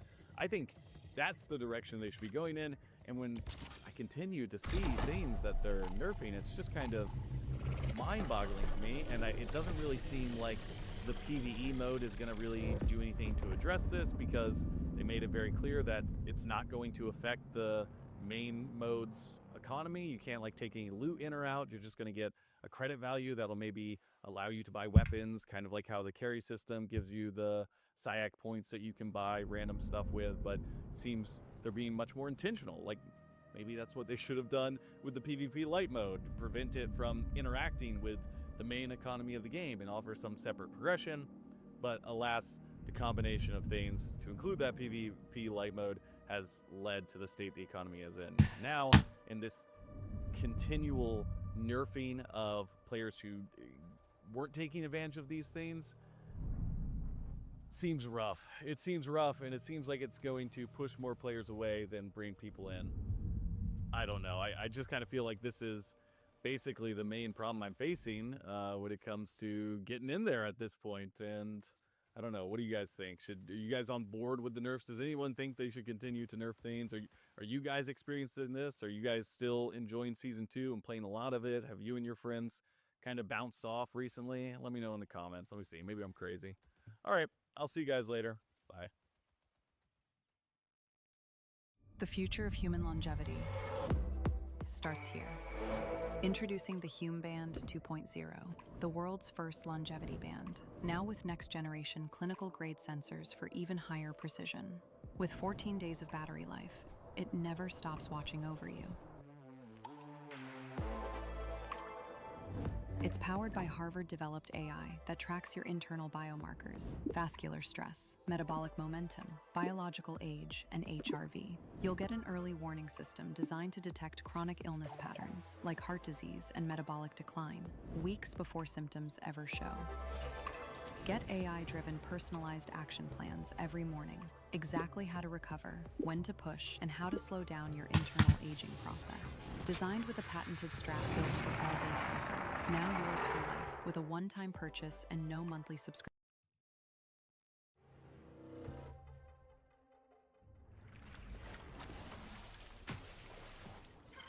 Reminder, you are more than a faction agent. You are an individual.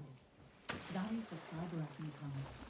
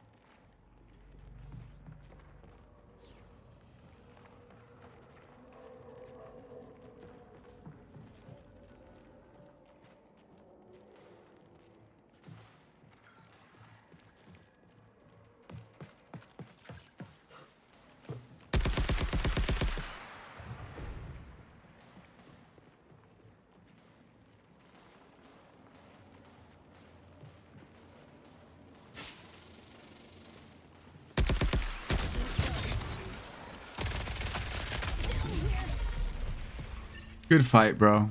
Good fight.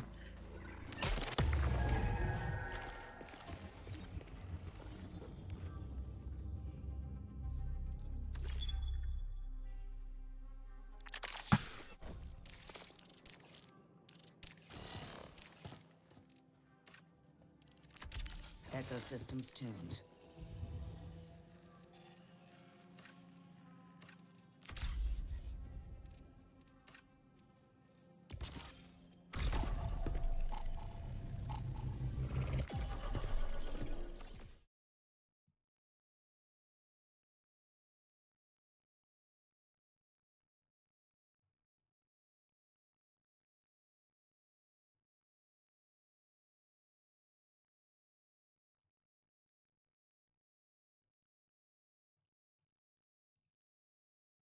That's my wife in the truck here in Monmouth County, New Jersey. Yeah.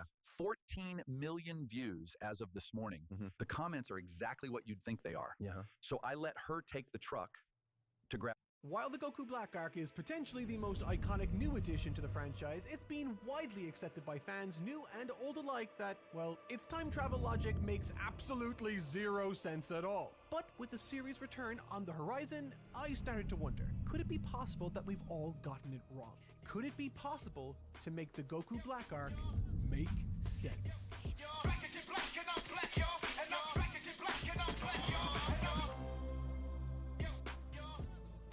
To untangle this ball of Christmas light.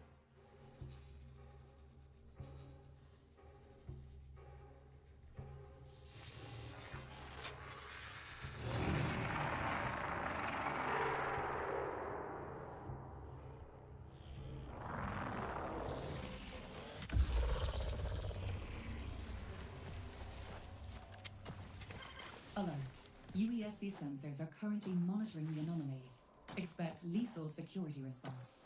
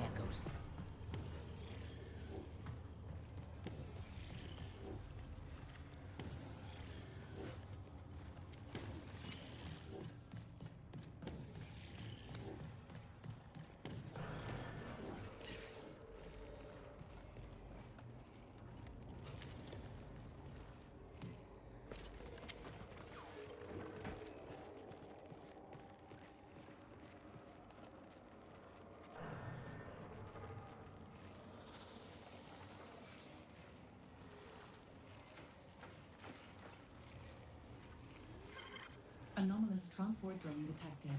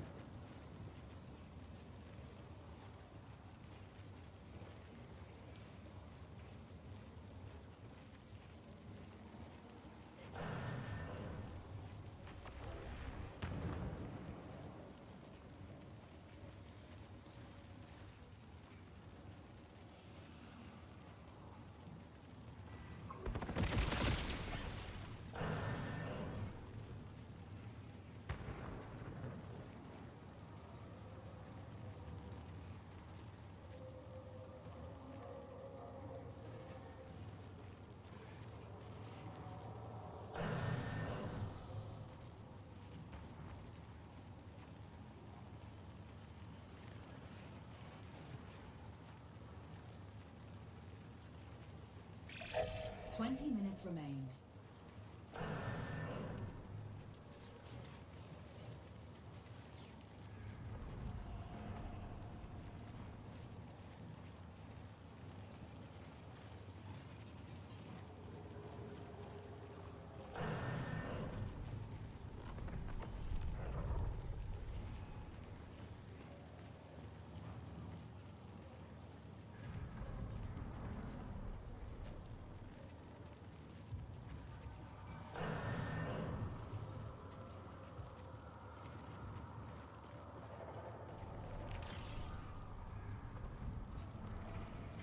Alert.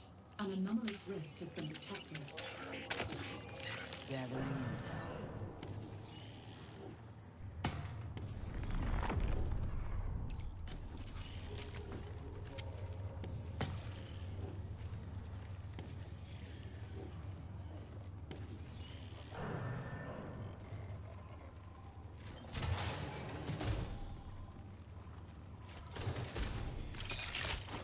Engage.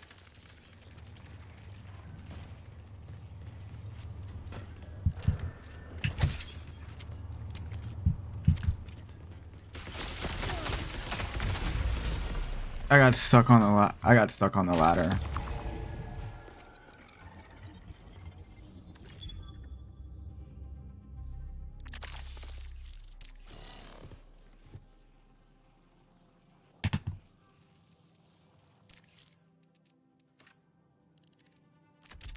Truth has violence.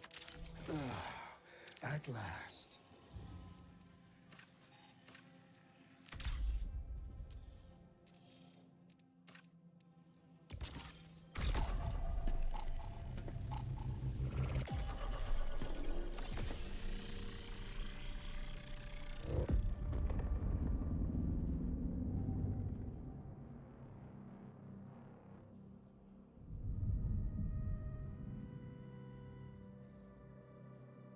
We need to start at square one.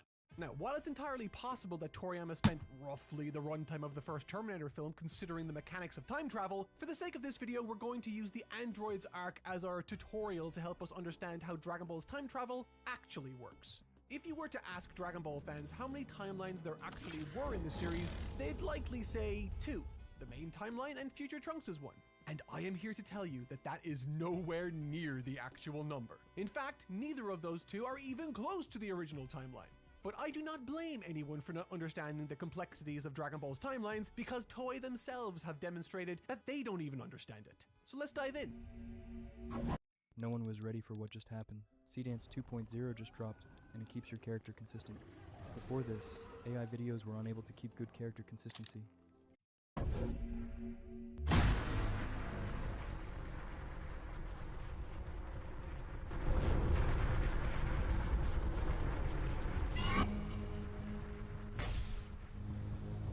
The first timeline we're going to look at is, for all intents and purposes, what would actually happen on the main timeline if time travel had not been yet created.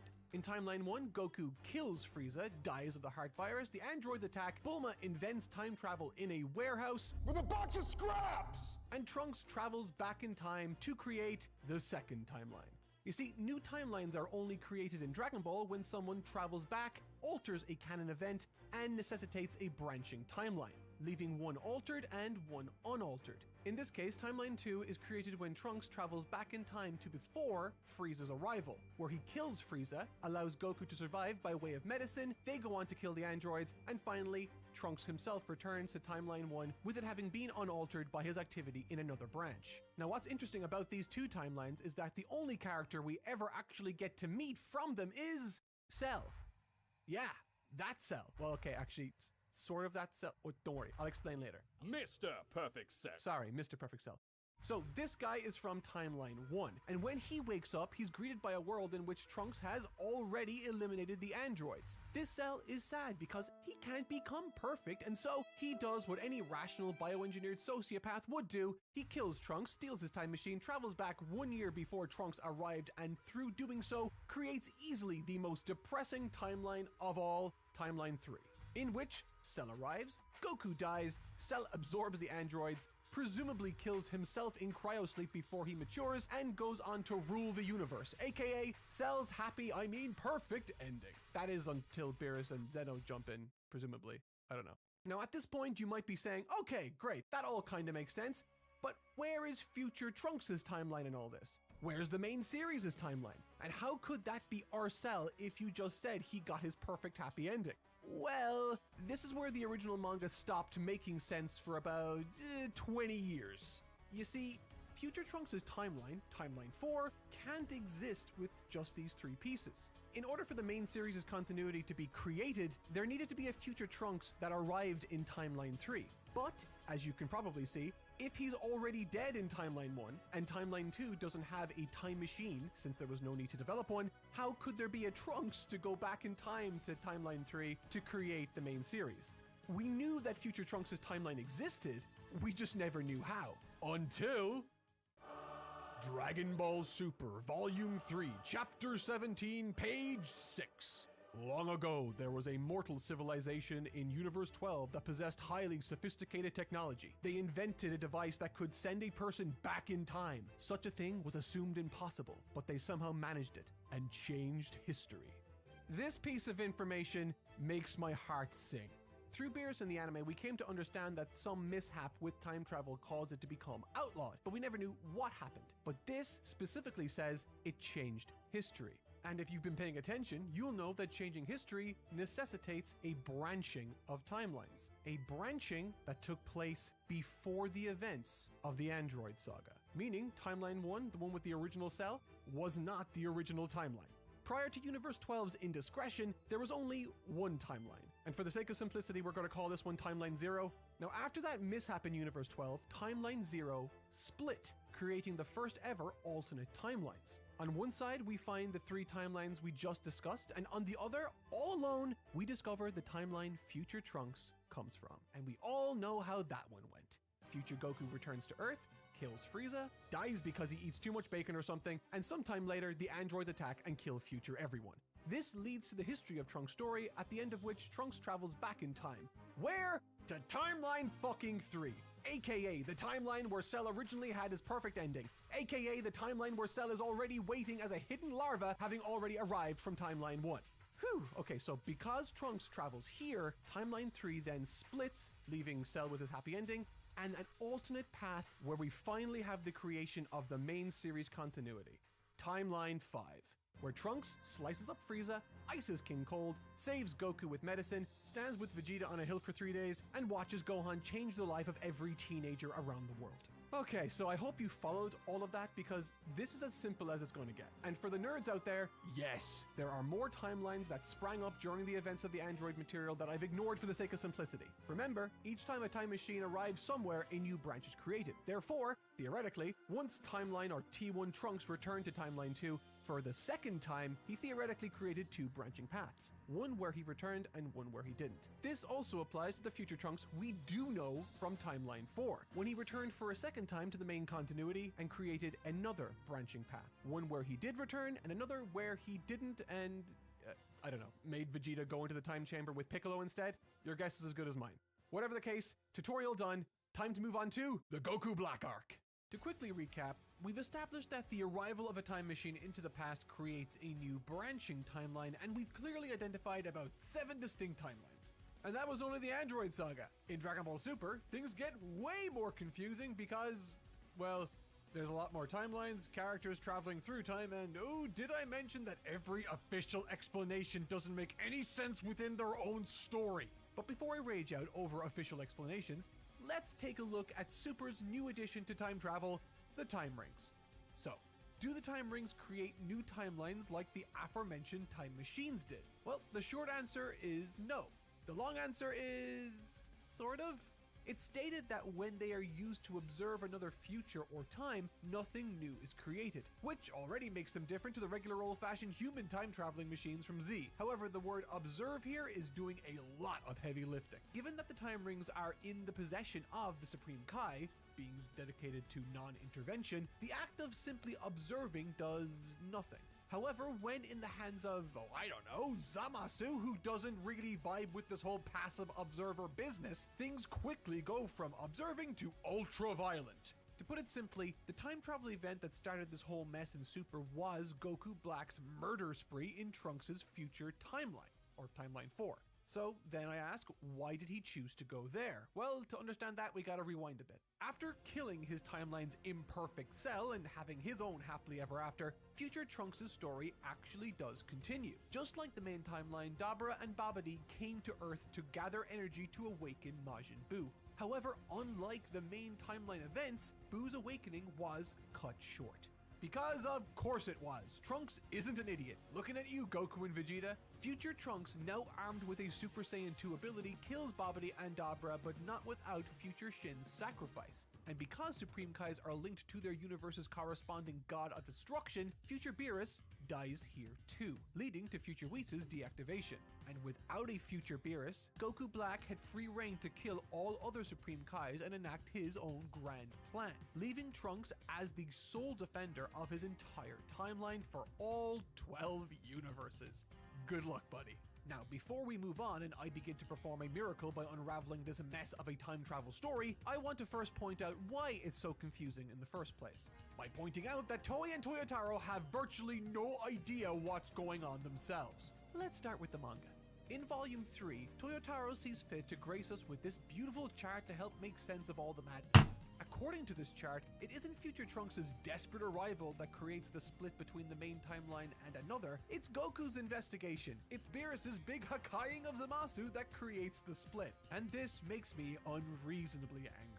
Remember all that time we spent trying to understand Dragon Ball's established time travel mechanics earlier? Well, Toyotaro seems to be implying that there's a timeline in which Beerus doesn't kill Zamasu, where Zamasu enacts his plan, steals Goku's body, and flees to the future where he starts the genociding and tea drinking he does. And this, of course, doesn't make any sense at all and caused me more stress than that one time Toei nuked my entire channel. Toyotaro, and the anime if I'm being 100% honest, is willfully ignoring in this instance all the established time travel mechanics of the Android arc to make this one thing happen. Now, the only way for this to actually work is to accept that Beerus has special properties which are deeply unsatisfying to a Deus Ex degree, or that every binary decision creates 2 parallel timelines upon a decision being made. This would, of course, result in virtually limitless simultaneous timelines, and if that feels forced, weird, and wrong to you, congratulations! You're smarter than the official manga explanation, the official studio explanation,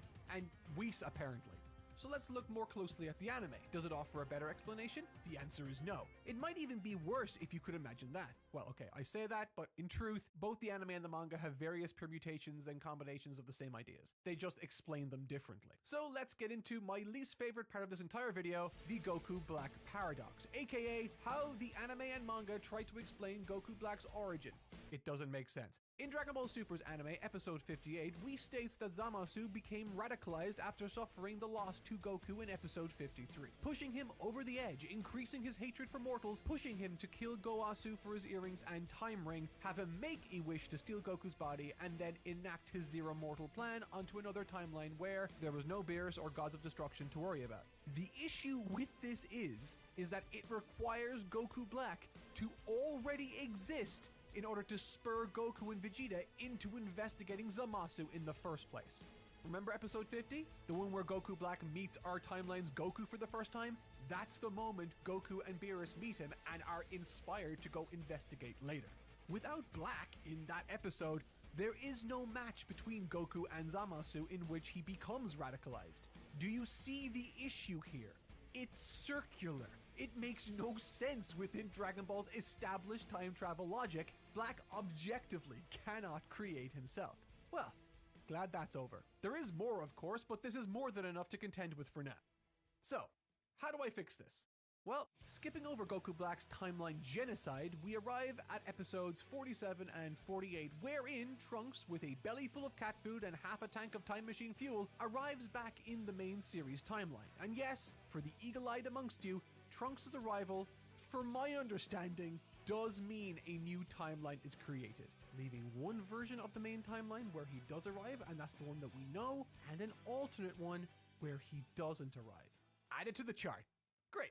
Now that all that's squared away, where exactly does Goku Black come from then? I'll try to keep this brief. Goku Black is another timeline's Zamasu. We all know that. One who killed his mentor, stole his Potara and Time Ring, made a wish on the Super Dragon Balls to steal Goku's body and recruit future Zamasu to help him enact his Zero Mortal plan. Goku's investigation confirms he originated in their timeline, and in addition to that, we know that the Universe 6 tournament had already happened by then. Therefore, Goku Black needs to come from a main series timeline where the Universe 6 tournament happens and future Trunks never flees back to. I hope you see where I'm going with this. Remember, future Trunks' arrival facilitates the investigation into Zamasu. Black cannot come from here. Thankfully, however, there exists another variation of this timeline. Now, if you recall in episode 48, upon Trunks' arrival to the main timeline, he created another branching path, one where he never arrived. That is the home of Goku Black. In this timeline, Goku and the gang are blissfully unaware of what's going on or who even Zamasu is. Zamasu in this timeline learns about the time rings through Goasu's training. He becomes disillusioned about mortals, binges God Tube, and discovers Goku and the Super Dragon Balls. He creates his plan, kills Goasu, steals his Potara and the ring, switches bodies with Goku through his wish, kills Goku, Chi-Chi, and Goten before finally yeeting himself out of there before the consequences of his actions can catch up to him. Okay.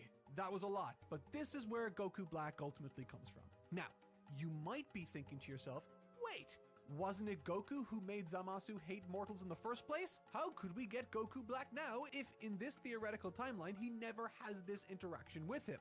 That is a good question, but simply put, Goku's defeat of Zamasu isn't what made him hate mortals in the first place. It just accelerated what was already happening. There's evidence of it throughout the anime and the manga. They just choose to ignore that part, I guess. So as far as we know, Goku Black, or the Zamasu from Timeline 9, enacts his plan later, ruminating over what he saw on GodTube or during his apprenticeship under Goasu. After all, only anime Zamasu met Goku and sparred against him in the first place.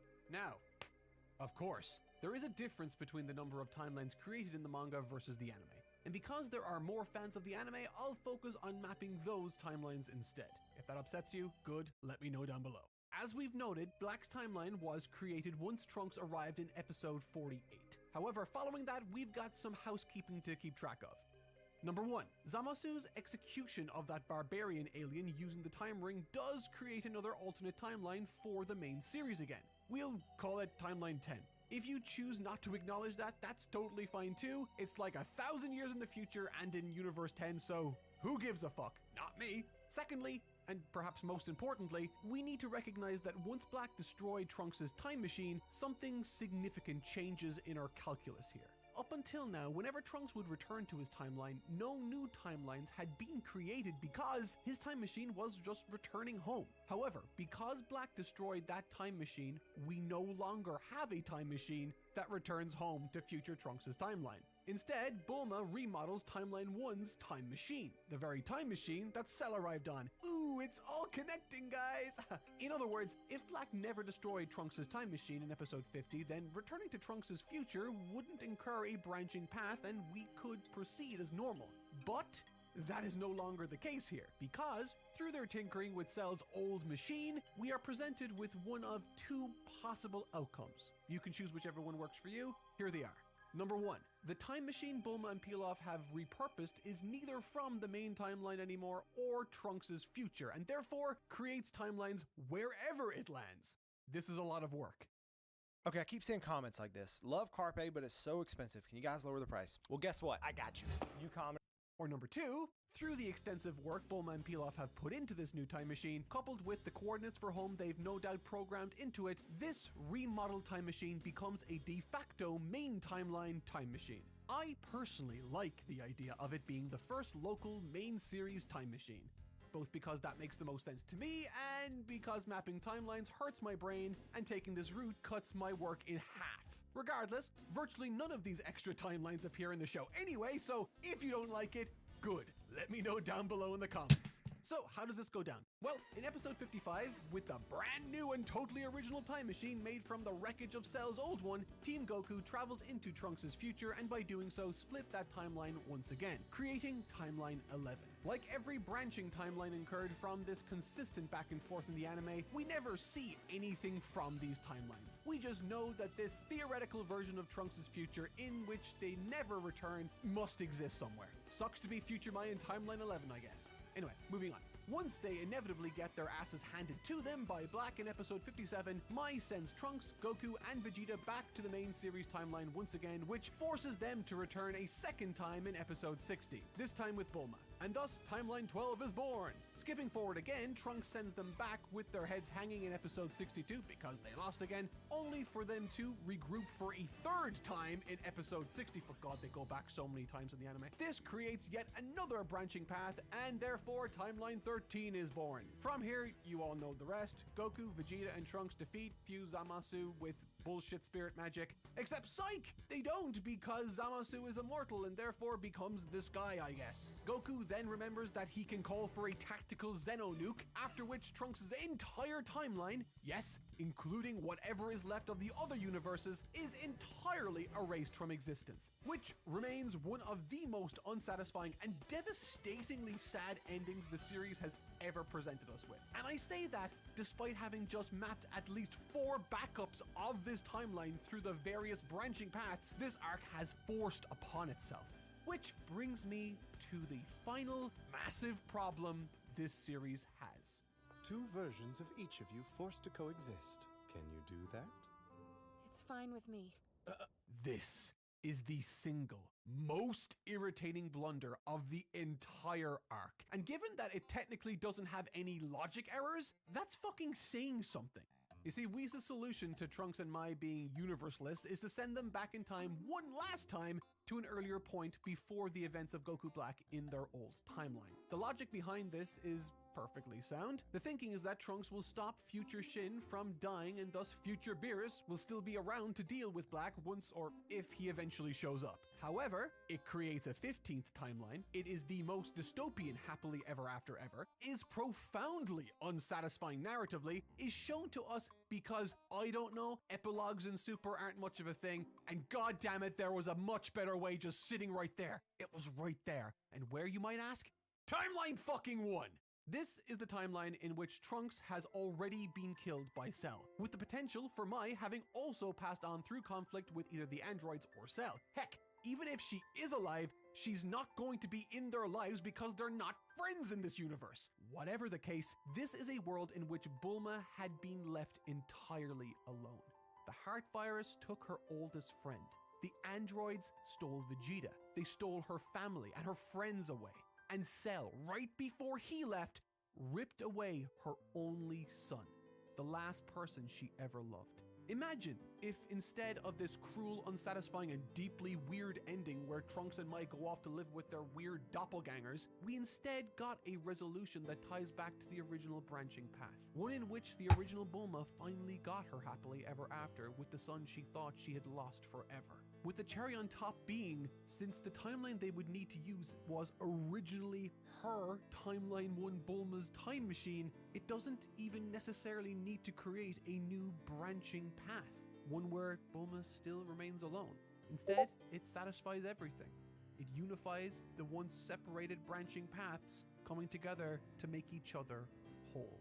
If they had taken this path, they could have quite literally solved this time travel mess in the tidiest way imaginable, pulling hope for a brighter tomorrow from the most dark and bleak of circumstances.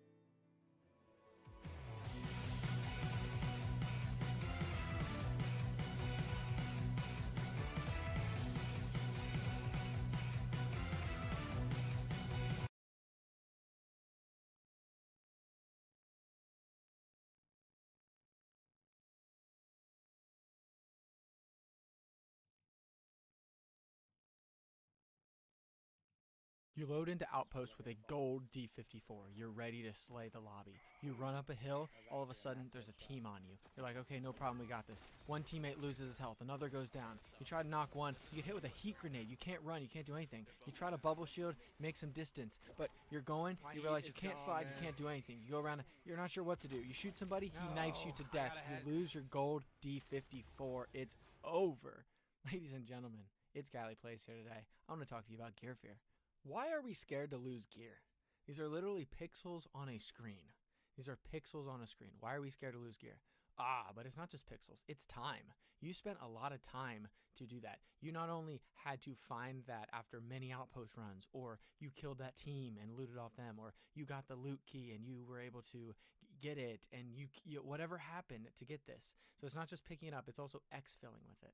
And there's a sense of, I'm not sure if I'd be able to do that again. I'm not sure if I'd be able to get this weapon again. I'm not sure if I bring this in, if I can live with myself. Because if I lose this, then that means maybe I lost all that time that went in. This time that I've sunk into grinding this game. And that is the problem. That is absolutely the problem here. Why are you scared? Is it actually losing the weapon? Is it not being able to replace it? Because guess what? Let me tell you a secret. At the end of the season, it all disappears. It all wipes.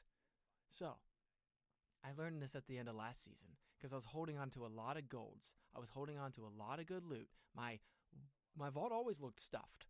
And then I got to the end of the season and I realized there were so many other times during the season that this loot would have been really good to use. And so, I have a really good way to actually focus on this. Specifically, what I want you to do is I want you to open your vault. And I want you to look at a weapon that you haven't ran in a while, that's just been sitting there. Maybe it's got a gold on it. Maybe it's just, maybe it's a Mizraya. Maybe it's your only Mizraya. Maybe it's an impact. Maybe there's something in there that you're just like, ugh. Maybe it's an implant, core, whatever it is. And I want you to say, what game are you waiting for to run that specific thing? Personally, I have guns that I'm like, I'm not going to run anything but a compiler run with this. Okay? Gold Bully is like that for me. Gold Mizraya. When I do a compiler run, I want to be fully kitted so that I can have the best chance of making it through the lobby and to the compiler. I have certain guns that I refuse to run if I am playing trios with Phil, right? Unless I have a squad. Certain keys that I'm like, hey, I won't run this unless I have a dedicated squad. That's all fine. You just have to have a reason. What are you waiting for? Because if you don't have a reason, then you don't have anything. You have no use. You won't use that thing, right? Or you're gonna finally say YOLO one time. You're gonna bring it in, and you're gonna lose it, and then you're gonna be really upset with yourself. Maybe it's ranked. Maybe you want to have the best loadouts for ranked. Maybe it's cryo. Maybe you're like, hey, I have 7 Mizrayas, and I want to use them for cryo. Excellent. Then when you use them for cryo, that is the purpose of that Mizraya. Bring it into cryo. And then if you lose it, no problem. Let me tell you what I do. I start a loadout. I bring whatever I'm going to do for the loadout in. Before I hit go, I look at my loadout and I confirm I'm okay losing all of that. I'm okay losing everything that I see right there. Because I look at my loadout, I look at my vault, and I'm like, okay, I have this many credits, I have that. This is what I want this gun for. That's the first thing. Look at it, say goodbye. Say goodbye before the match. That helps a little bit with that fear. Then ask yourself, what am I hoping to get out of this? If it's gold mod, it's unique. You probably haven't used it before, okay? So if you're bringing it into cryo, okay, that's excellent. What I want you to do is use it on bots. Get a feel for at least how the gun feels. Make sure you know how to use it when you get into the next fight. But also just for your own understanding, okay, that's what a gun does. Expect that the first team that you see is going to wipe you. Get the experience you want out of that gun prior. I stopped thinking of my loot as a way of having this excellent match. Like I used to think, hey, I have a gold here, I'm entitled to a good match. No, I start more seeing it as a roll of the dice. I have a chance of having a good match with this. That way, if I lose something in the first 20 seconds of the game, okay, well, there goes my chance. I loaded into a game that I wasn't sure what the other teams were going to be, what our spawn would be. And I unfortunately didn't get the good spawn, or I didn't get good teammates if I'm filling, right? So these are things that are out of your control. What else? You're running good gear. Guess what? You should learn from it. You should absolutely learn from it. In my life, I can think of critical times as a kid, as an adult, that I made a mistake and I learned from that. Guess what? They were all at pinnacle moments, stuff on the line. And this is the same thing. If you're running a free kit and you die by a squad, okay, whatever. But there's a reason why if you have all gold gear and you try to go to sleep right after you lose it all, that you're thinking, well, how could I have done that different, whatnot? Because you want to learn when you have high stakes, and you should. You should record the last 30 seconds minimum and watch that back after. And you're going to look at it and you're going to realize there were things I could have done different. My aim wasn't perfect. My positioning wasn't perfect. Yeah, okay. Some of the stuff is out of your control. It was your teammate's fault. They went down. They gave you a 3v1. What were your comms? Did you tell them that the other team started rotating after we shot them and that's how they got that other angle on them? Be critical of yourself. If there's nothing else you could have done, okay, sometimes that's the case, but oftentimes there's a little bit more you could have done. You could have told them there was a call out. You could have maybe rotated up. You could have shot them and actually hit your headshots. Maybe you hit a heal and then you pushed out immediately and you didn't realize that your self-repair speed was 40 or something low and your health came back super slow. You thought you challenged them with full shields. How did he get me down with full shields? You didn't have full shields. You had maybe 10 shield because it was slowly coming back. So maybe that means you need to build it more into self-repair speed next time. Stuff like that. Let me go through the video I showed you at the beginning, and I want to tell you what I've learned by going through and losing this D54. Let's get to it. First off, I'm uncomfortable in this position. I feel uncomfortable. I'm not close to my teammates spread. I'm not saying anything about it. I'm just kind of rolling with it. One of my teammates starts getting down. I get him. I full end. Maybe I shouldn't have full ended there. That grenade right there, that heat grenade, I throw this down to try to make space. What I should have done is turned around and just watched him and hit a Panacea kit. There was enough time there. I could have hit a Panacea kit before that guy came in knifed me. Let's run it back one more time. So I know at this point my teammate's right there. He's holding an angle. If people are on the roof or jump down, I'm not even watching him right there. I let that guy come and knife him. I'm not even helping him. I end this guy. Again, right here is where I should have threw this bubble immediately and hit that Panacea kit and turned around. Is gone, man. I've never got hit by a heat grenade like that. I wasn't sure even what to do. I thought I'd be way faster. Normally I'd be way faster. I could get away. And so those are the kinds of things you're watching this back and realizing I should have done differently. And I've learned a lot from that. You're going to lose your gear every single wipe. You know what you're going to keep? You're going to keep your knowledge. You need to get better at this game. 2 more seasons from now, you're going to look back, I was glad that I was using that gear because I learned how to use that gear. I learned how to counter that kind of gear from playing with it. Those are the things that you're going to be able to hold on to. Okay? Again, look at your gear, decide what is the opportune time, and that is a roll of the dice for that. If this is the gun you want to do an outpost run with, great. You keep it for outpost when you have a good squad, or if maybe you're doing it solo. You do outpost, and then no problem. That's it. That is what it's for. It is a roll of the dice. And if you lose it, what fear should you actually have? And once you start saying goodbye to your gear, then you start to improve.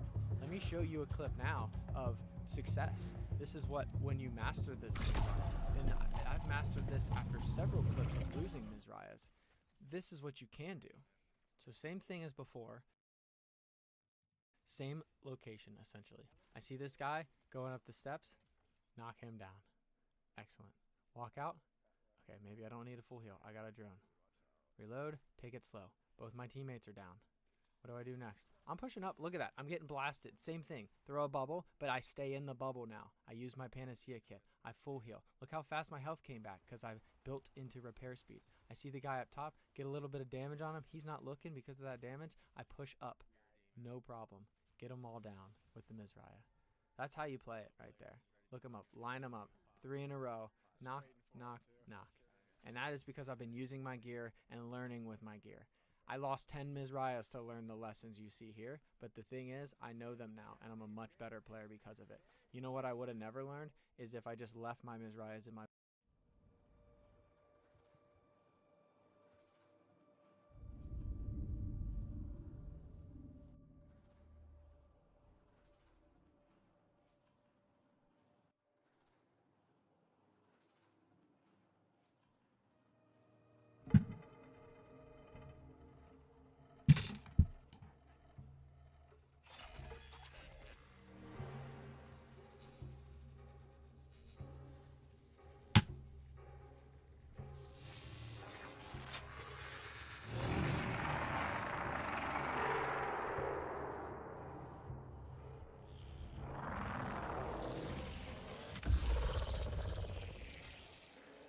What up, boys? Let's try to do the anomaly event.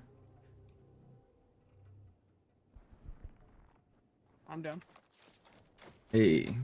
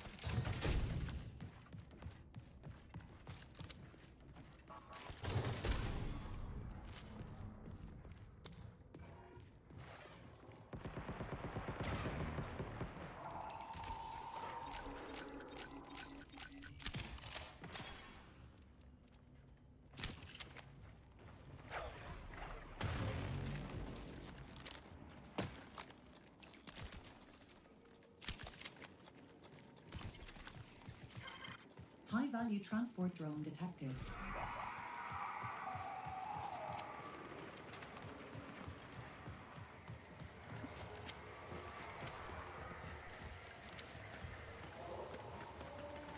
There's people here.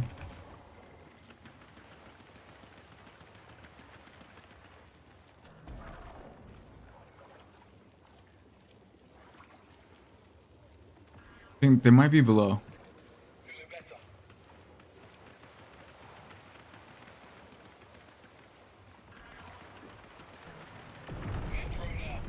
They have a tat up. Activated the pad, yeah.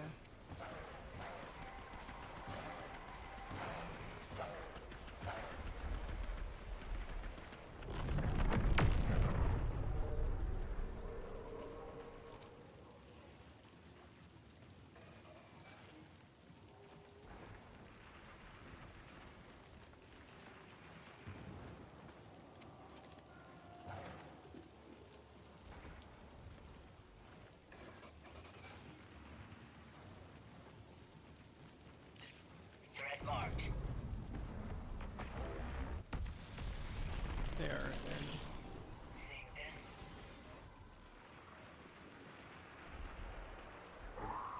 You're gonna be out of that side.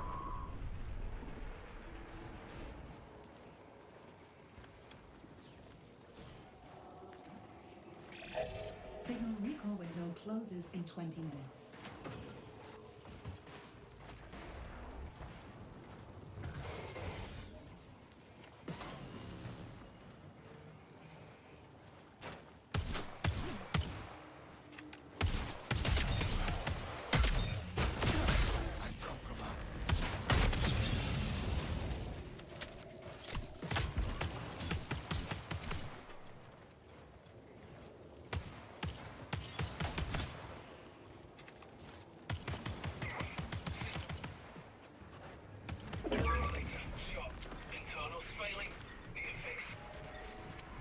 Two teams fighting there.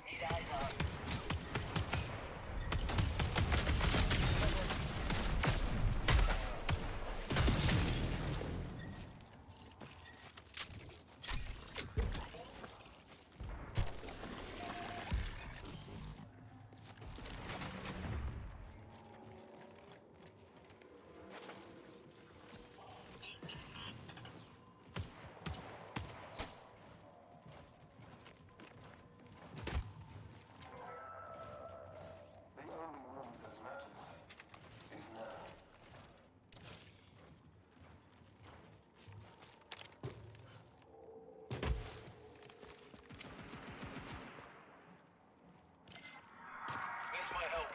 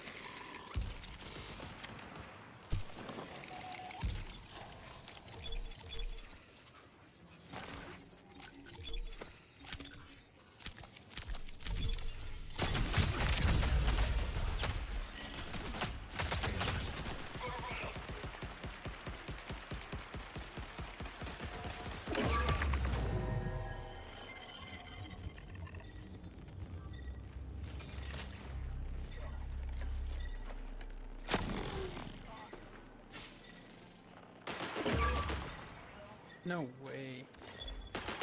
Did you just solo us? Yeah. Insane.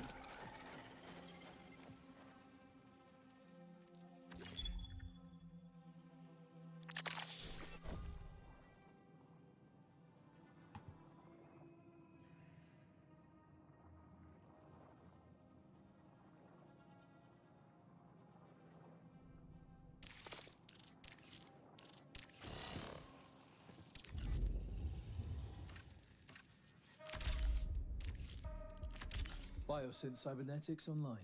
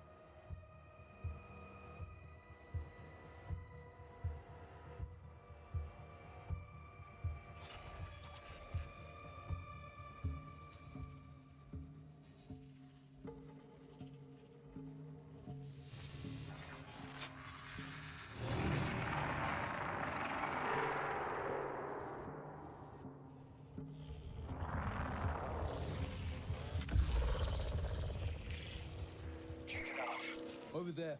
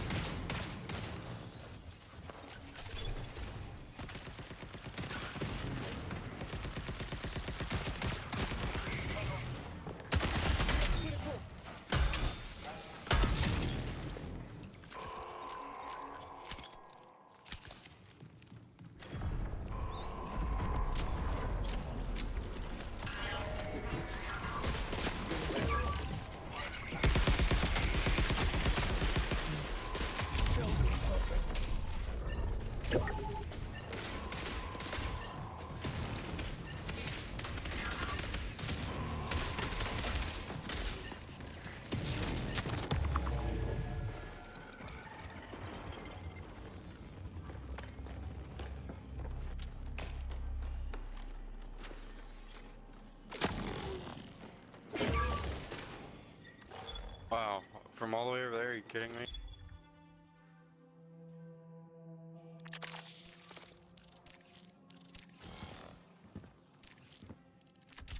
Nothing is off limits.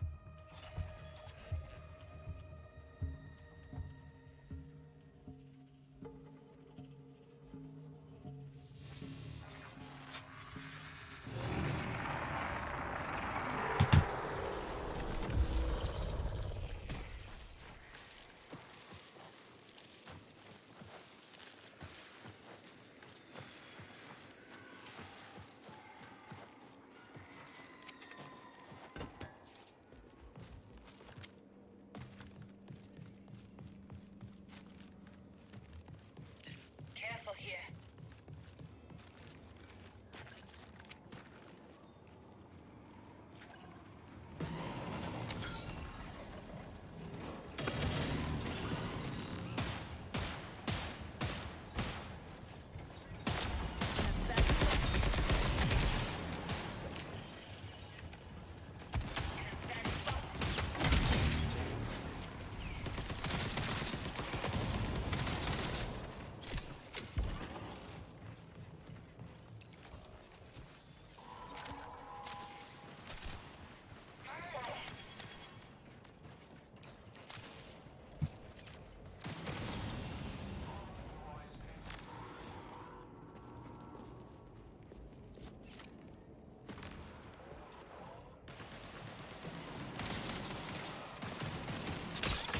On the move.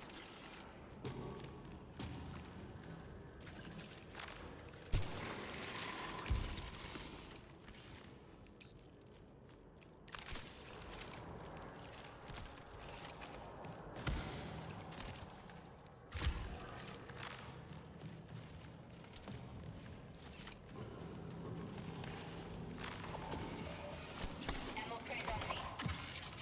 Fill your ammo.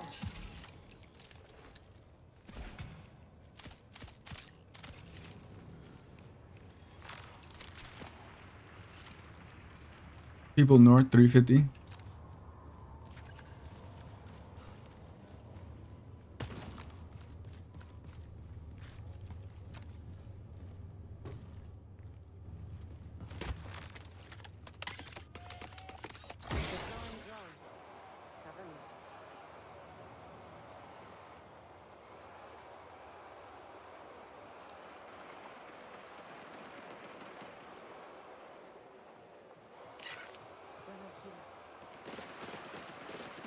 They're fighting. Teams.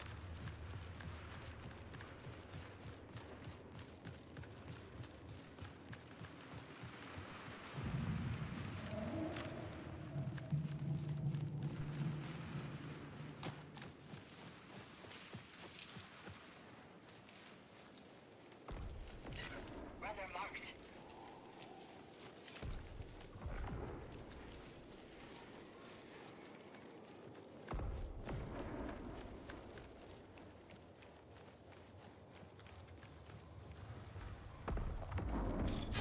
Repositioning.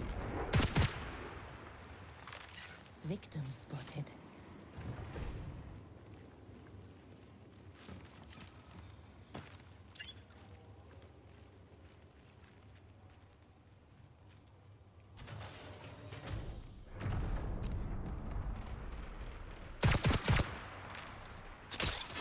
Time to move.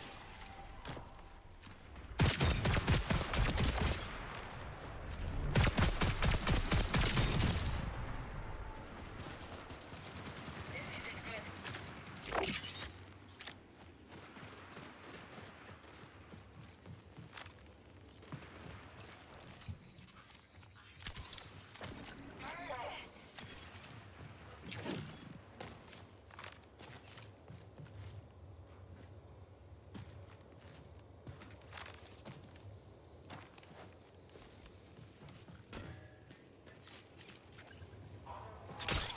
Repositioning.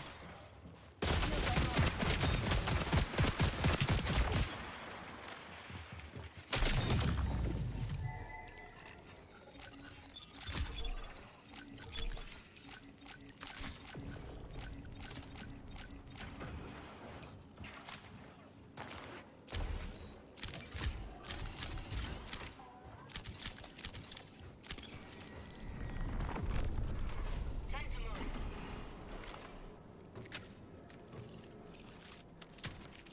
I'm gone. Recall window will remain stable for 20 minutes.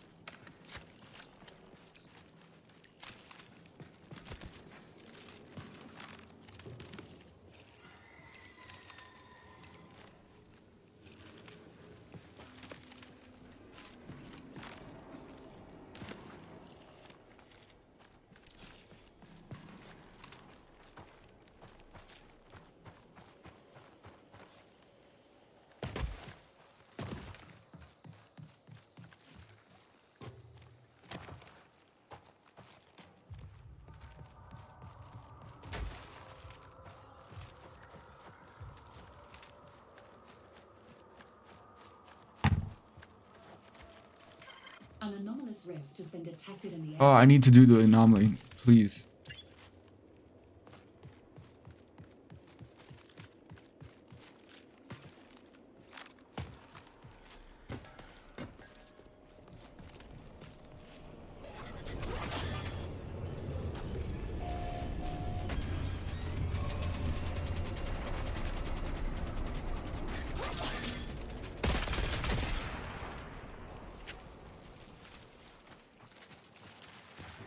Here, then go.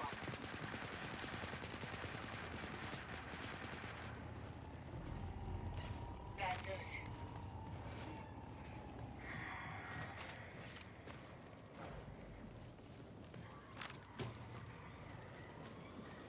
Was that us on the birds?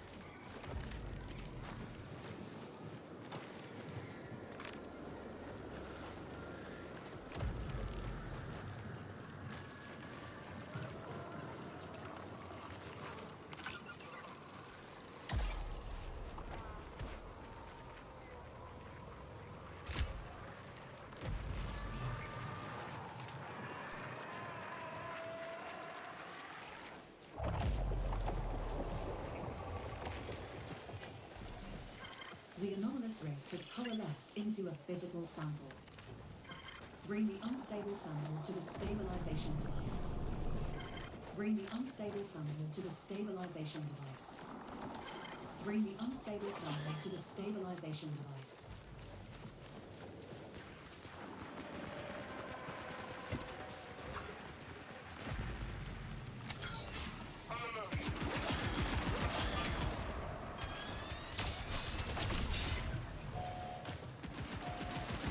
Let me prepare.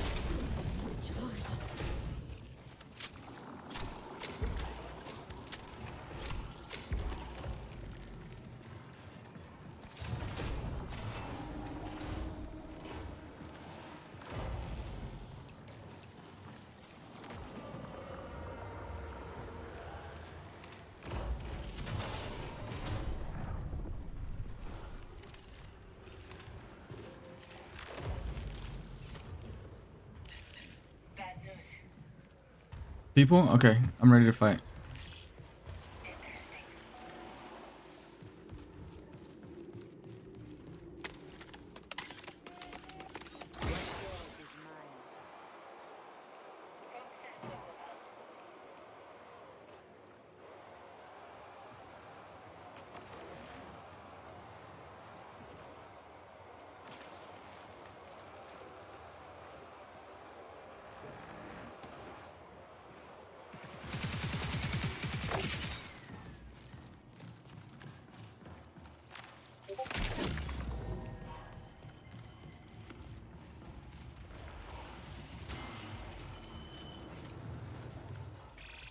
Fifteen minutes until signal loss.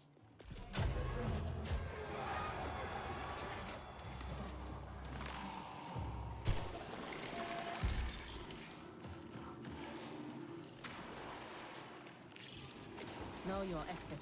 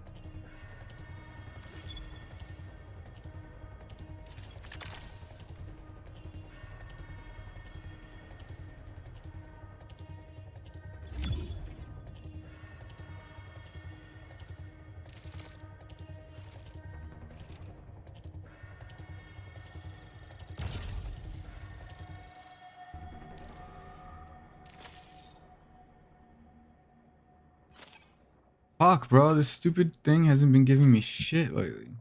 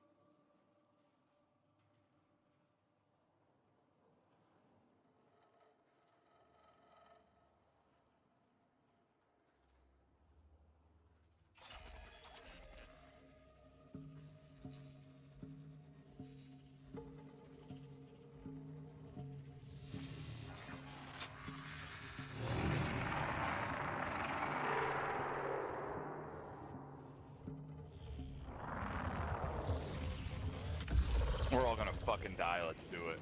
I need to do the anomaly. And I need to win the lottery, but here we are. No. We like this is a little bit more realistic.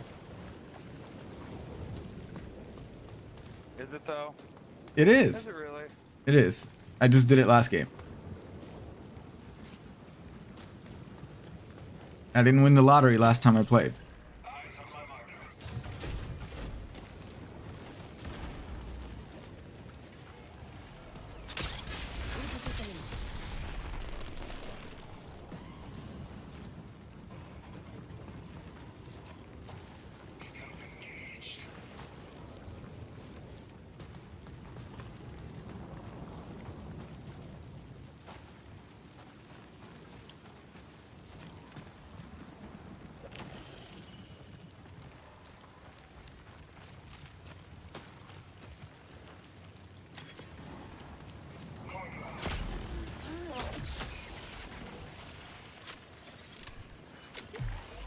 There's people here on the roof.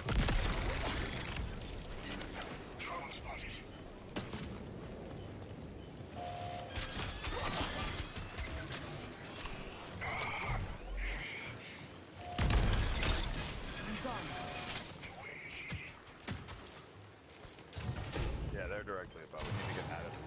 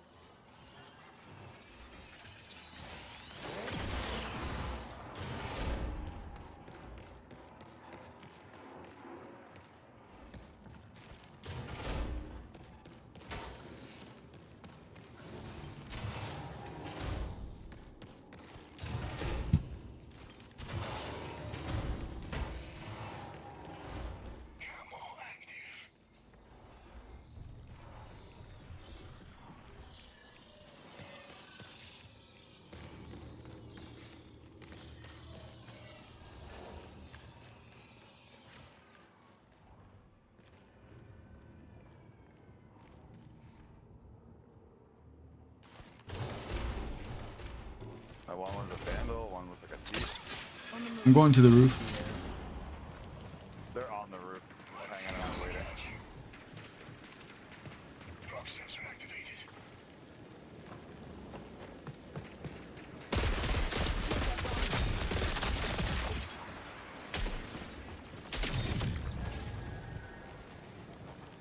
Alright, killed Vandal.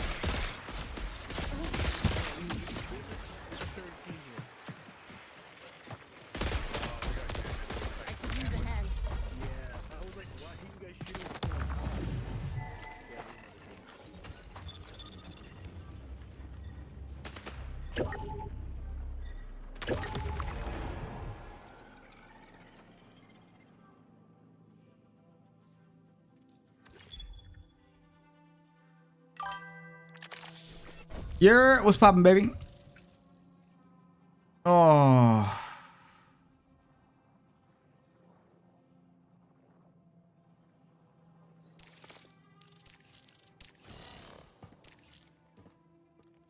Oh, you know.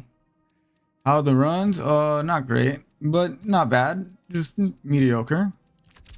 Gear checked, ready to run. You know what I'm saying? How's your 4th of July? Oh, today's the 4th of July, bro. Hell yeah. How's your 4th going, brother? Big barbecues?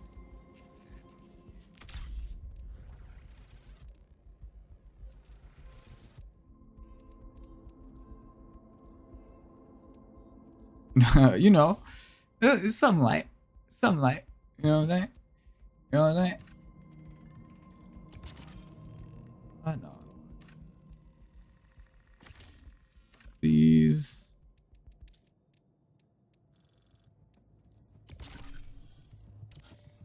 Oh, it's out? Like it's Toy Story 5, right?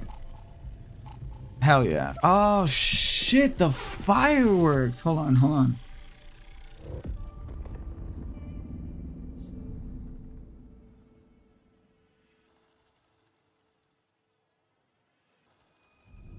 I forgot all fucking about those. I can probably take Alex.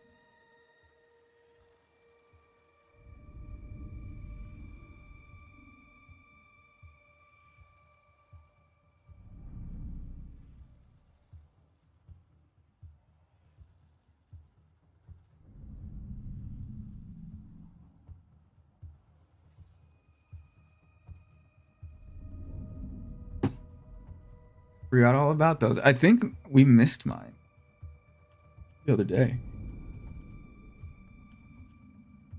Hydrate, bet. Let me go get some water.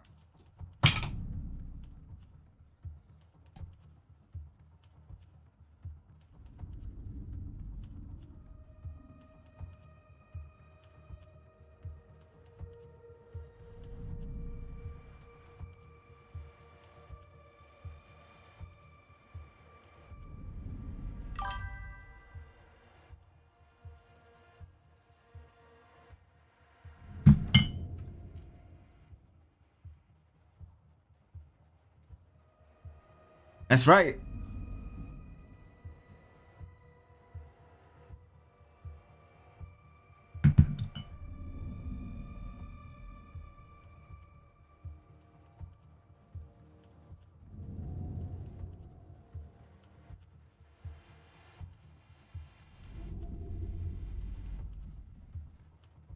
I got me a glass of water and some iced tea.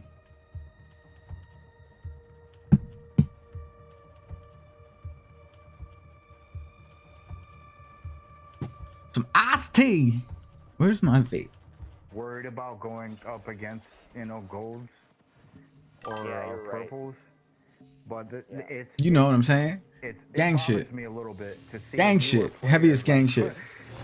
trying to figure out the map, and they're getting slaughtered by purples and gold. You know, one shot it pretty much. Yes, actually, yes, it actually. Whoa, what the fuck is your name, my guy? It is the name of all names. Understand? I will literally. Color Robodickle. If I can actually Commando. understand this name. Contra, This anyone? is the craziest name I think. Bro, bro, you play in console or Xbox or PC? Like, I actually want to know right now. Please tell me what you play on. The Okana Game Sphere. You just play on whatever game? I play on the Okana Game Sphere. What kind of game? The Okana Game Sphere. Okay, I don't know what it.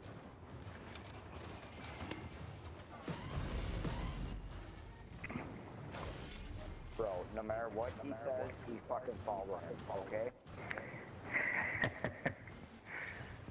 We just follow him. Alright, I still gotta learn the map, so. See, I like their attitude. I You'll like. probably see me like running around looking opposite directions from you guys. Don't worry about it. The guy Where the with fuck the are we? will guide us. We're gonna go to maintenance, boys. Alright. What else is done?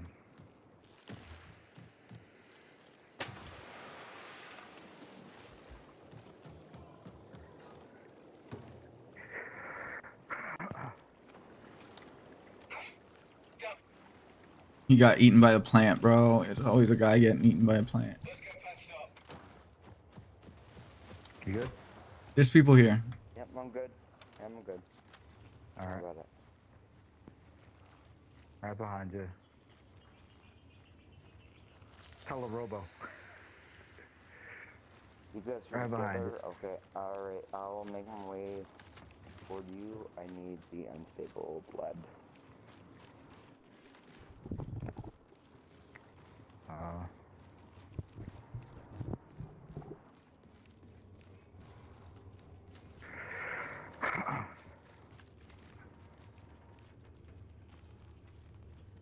Man, like I don't like the fireworks. I'm gonna go ahead and. Yo, they're here. East. I'm down here.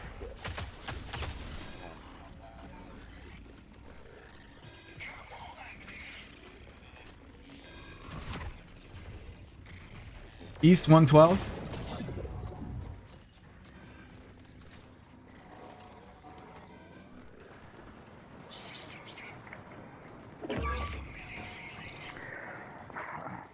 I'm down.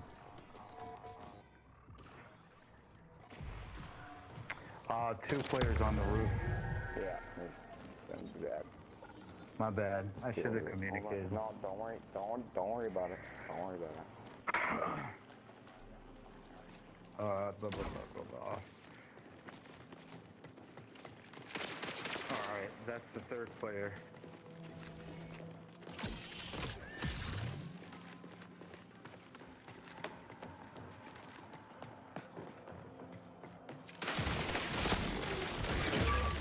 Good try, boys. What an asshole.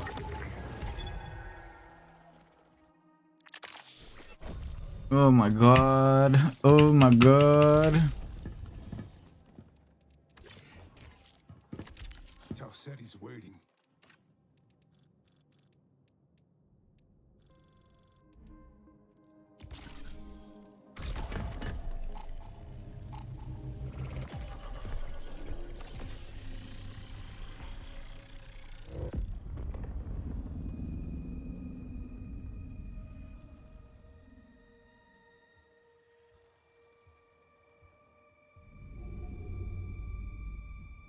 That was upsetting. Absolutely upsetting.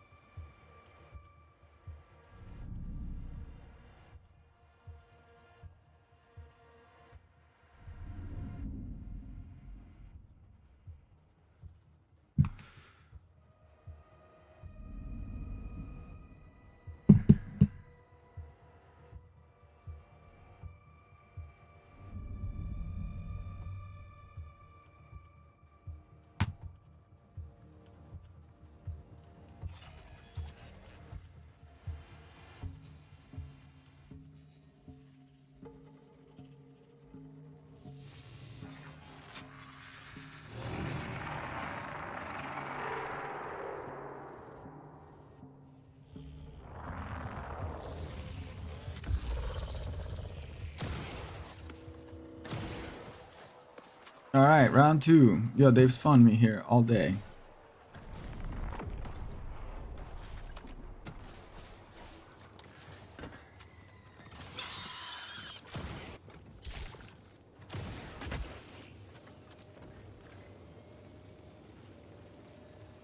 Fill your ammo. I appreciate that.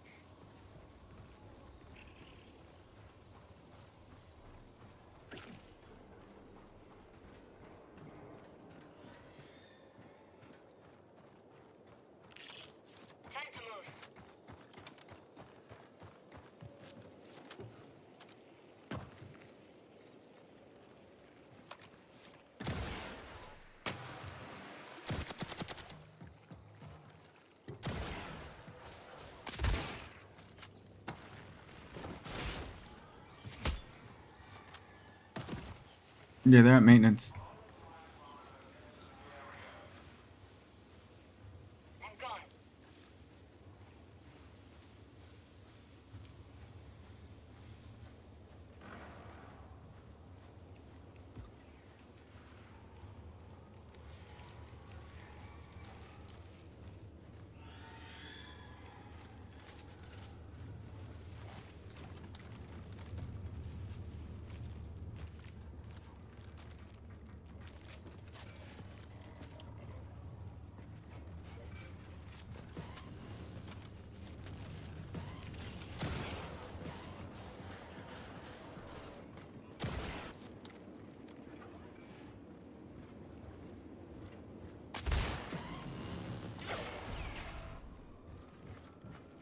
Okay, maybe they're not here.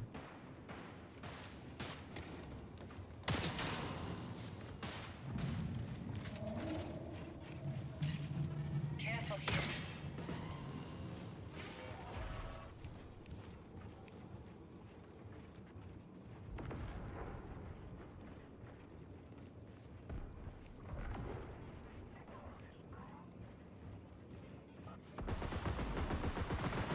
In a bad spot.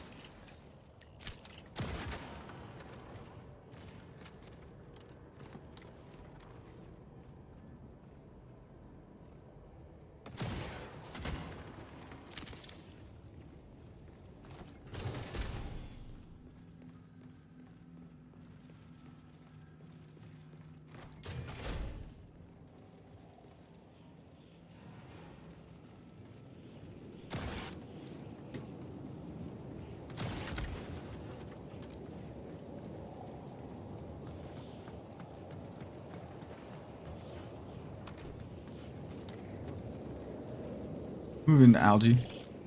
This might be interesting.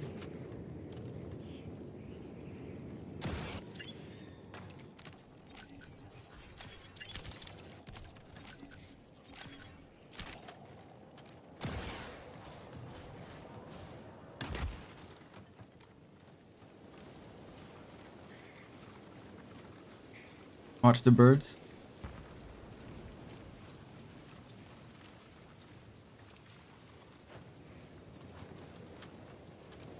On the move. Here, then gone.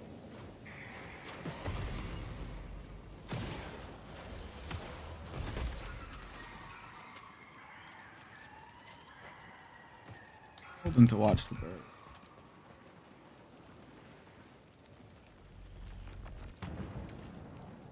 I think I hear shooting over by intersection.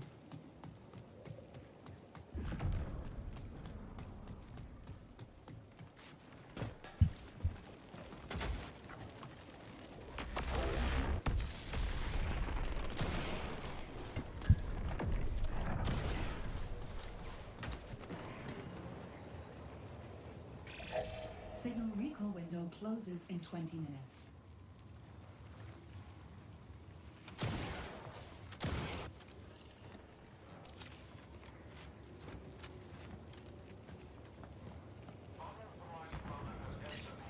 Careful here.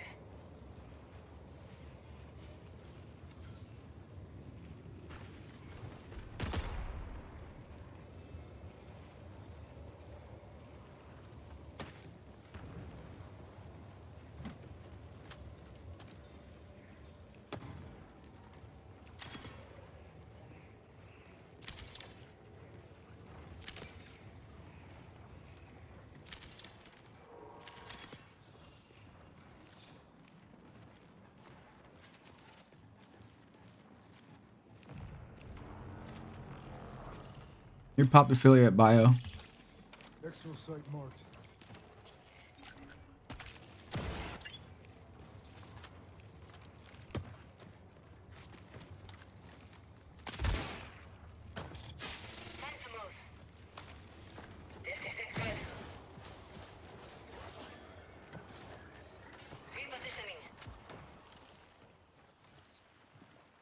By the time we get there, they're gonna be gone, but we can try.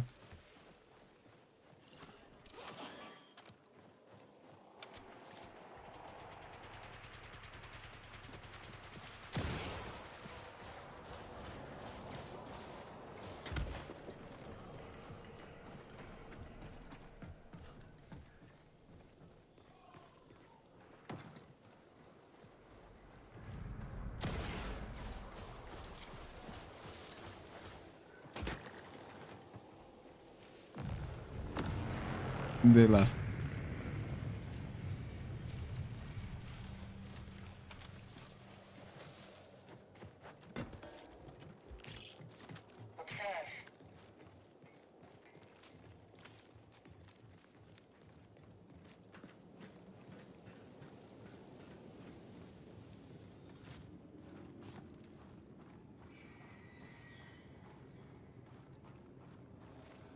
Somebody just also popped affiliate AI.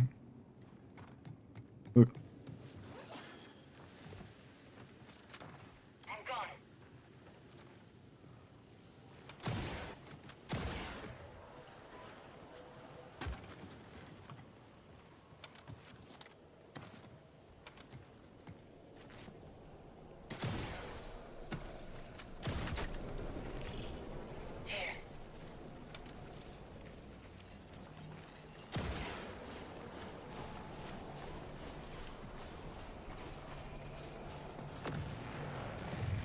They left too.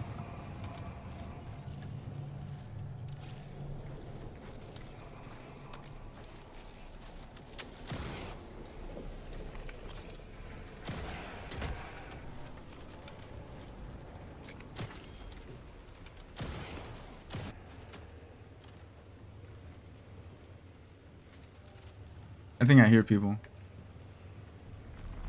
Yeah, they just hit a tab. They're up there.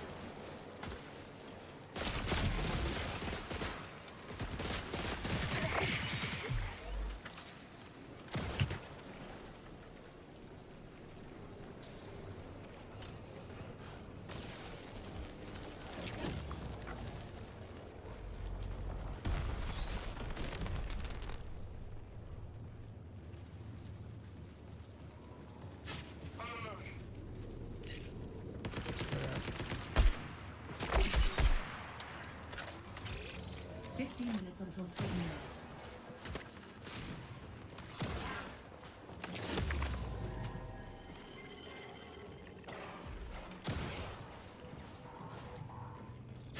Here and gone.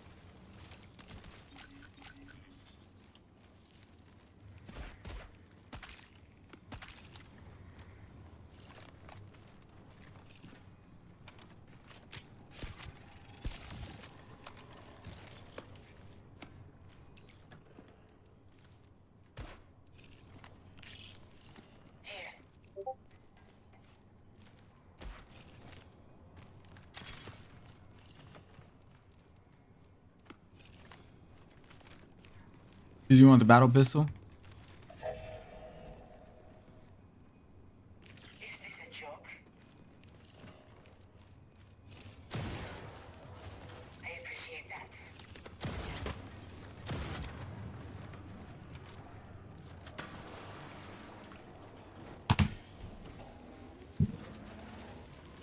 Watch it. I'm gone.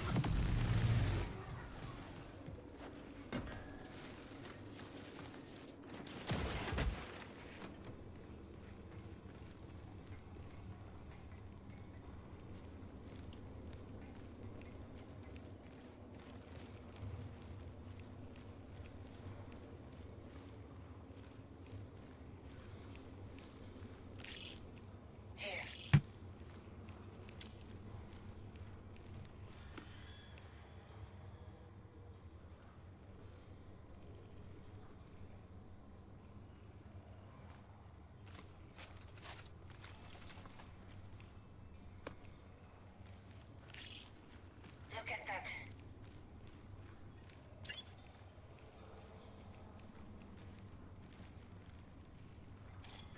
Repositioning.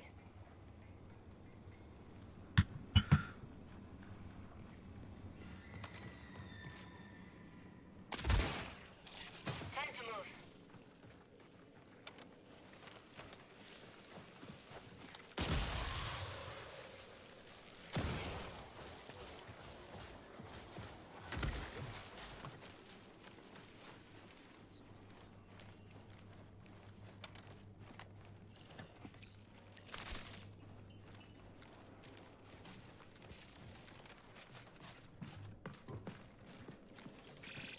Ten minutes remain until forced signal recall.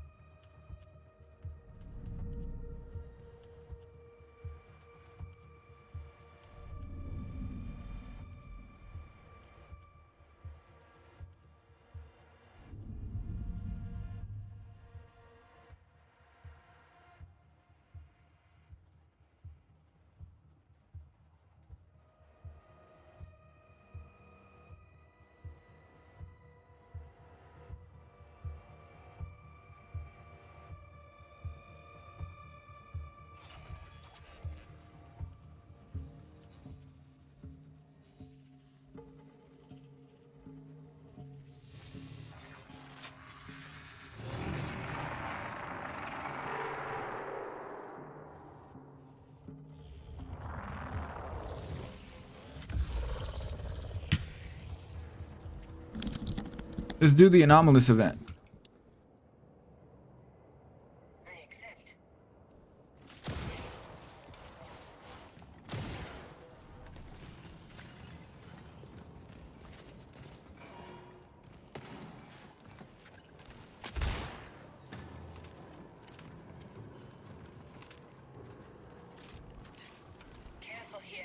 Might be a team at quarantine.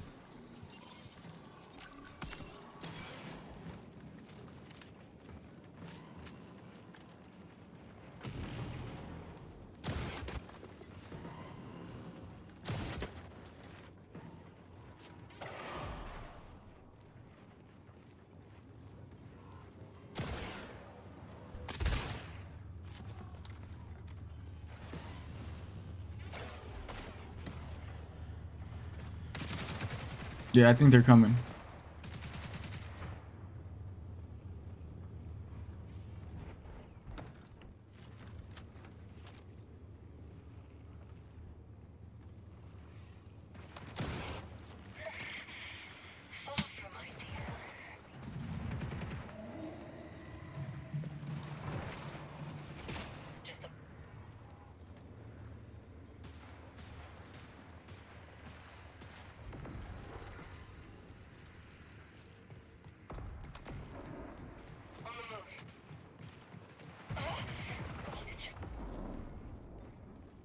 Get like out of the LOS.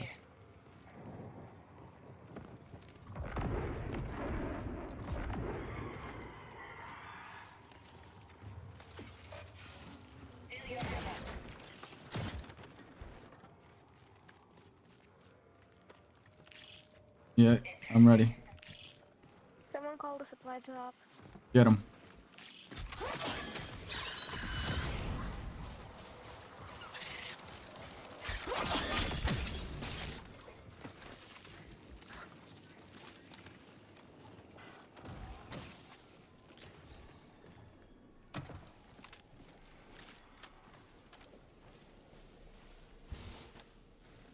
Try not to make noise.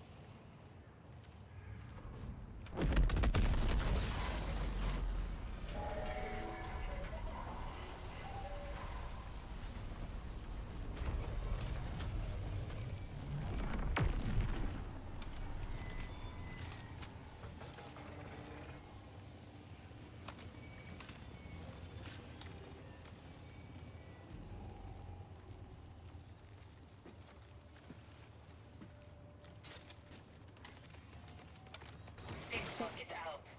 Cover me. Here and gone.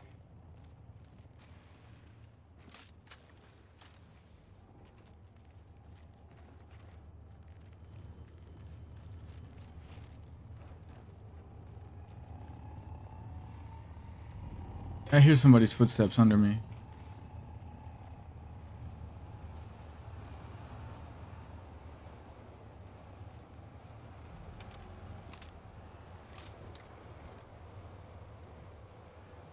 They're downstairs doing a quest. Okay. Do we want to ambush them? They probably know we're already here. Let me find where they are first. I think they're just finished. Because the door is all unlocked. Huh?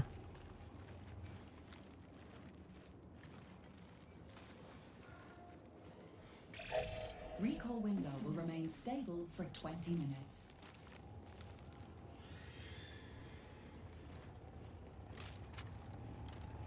Wait, I saw them. They're over here. Oh, wait, never mind. It's that guy.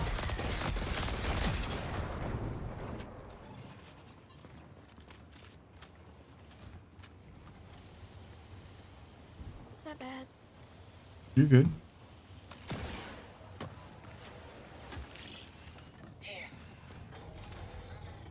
How about you guys want to see something cool?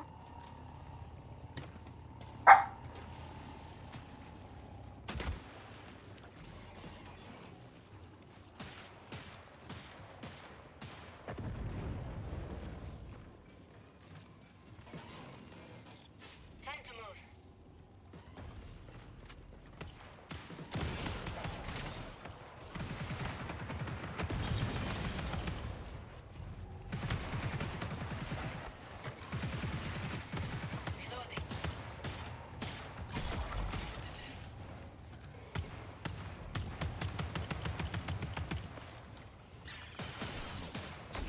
Hey, you guys want to see something really cool? What's that?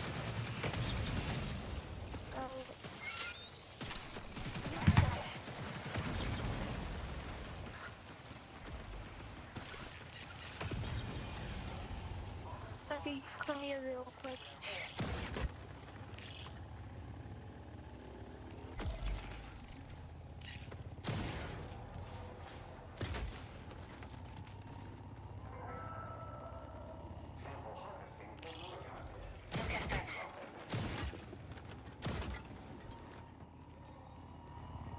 I'm a bird. Hey. You can come here too, look, it's a solid platform. I don't know why this happens. Oh, this is good to know. What the fuck? Don't go too far, it ends. Yeah, see? That's wild.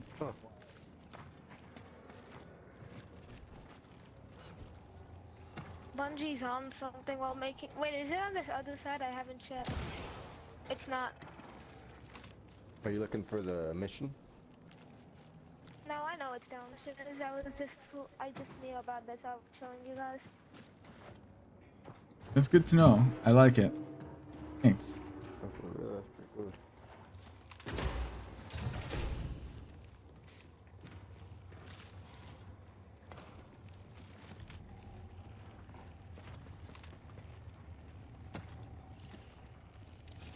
Where's my quest?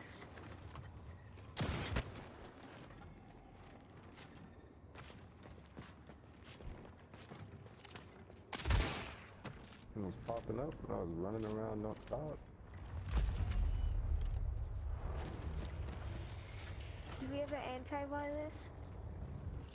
I do not. Repositioning.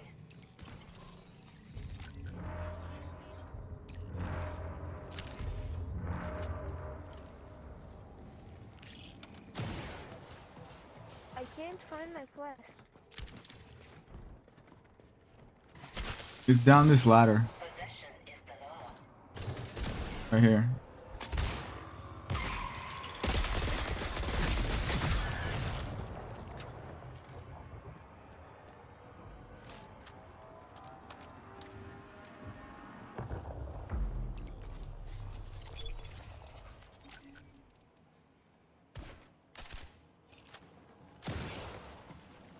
Down here. Check this out.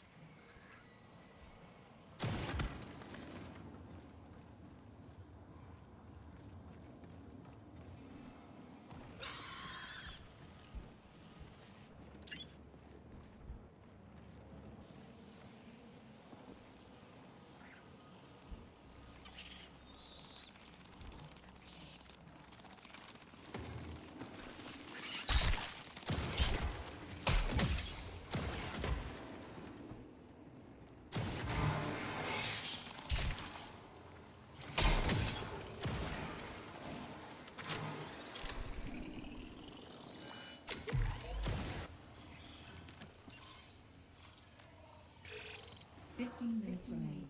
My quest this won't way. show up. That's this way. Pretty sure the other guy's already in it.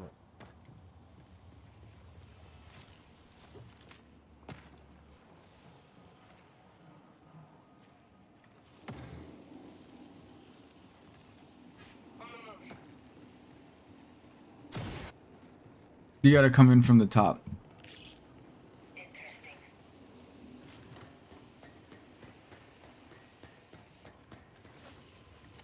Where I'm I standing. need the secure resource after that.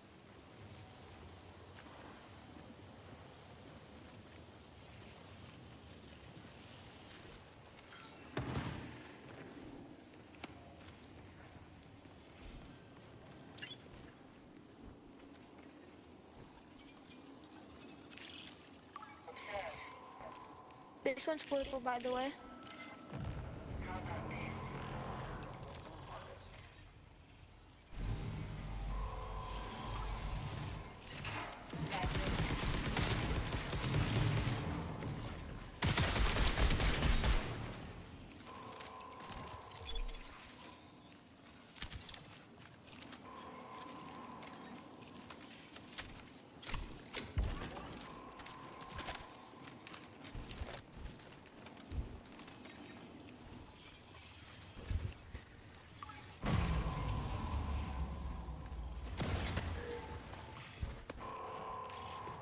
Look at that.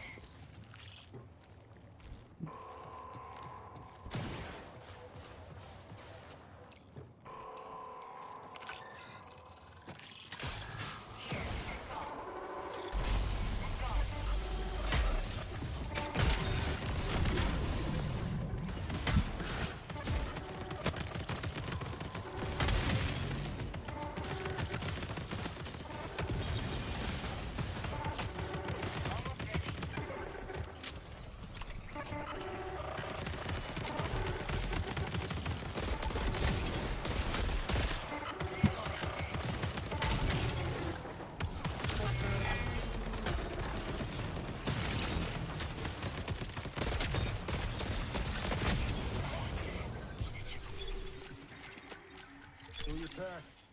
I heard team. I heard a team. They hit the birds. They're coming.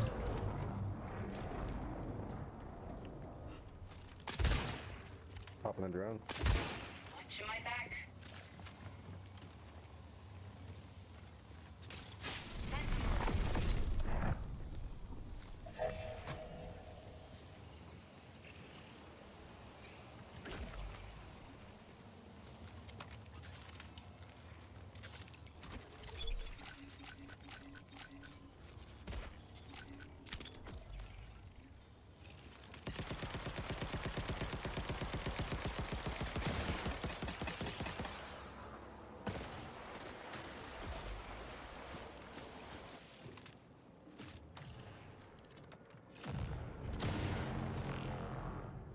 They activated a exfil. Right here. Exfil this way. Found something.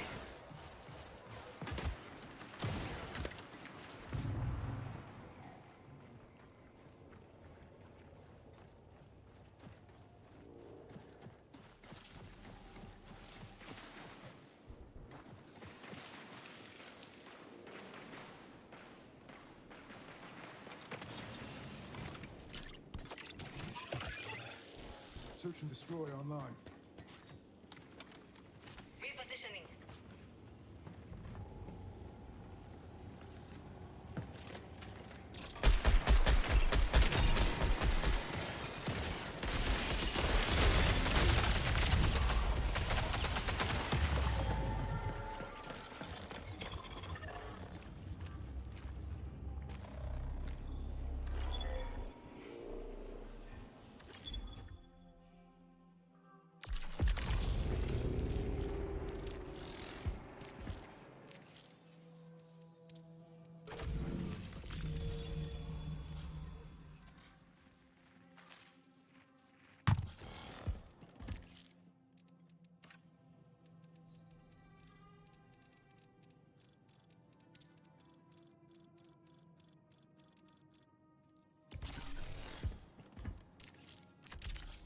fun?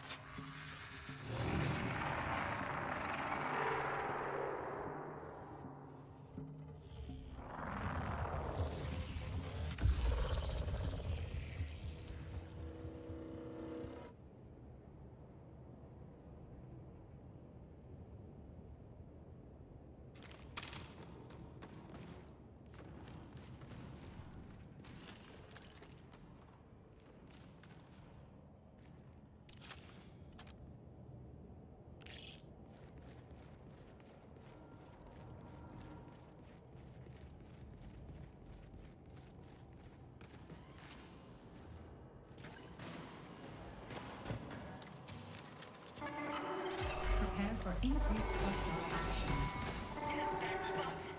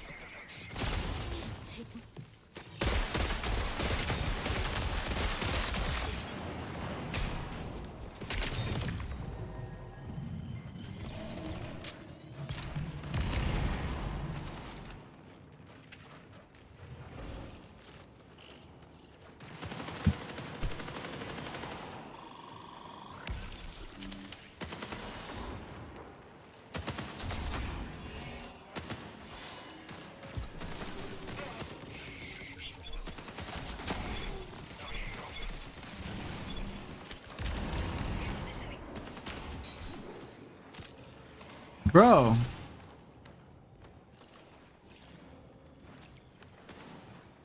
Did you just scoop up the blue shield? And the key? I killed that guy, bro.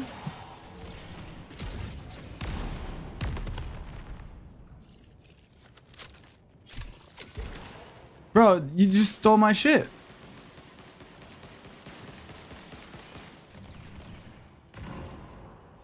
And the purple shield, bro? You just stole my shit, dude. Yeah, bro.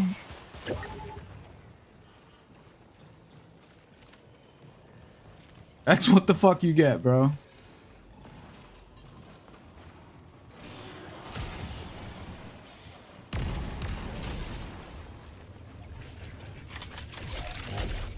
Time to move. Go on your drive, bro.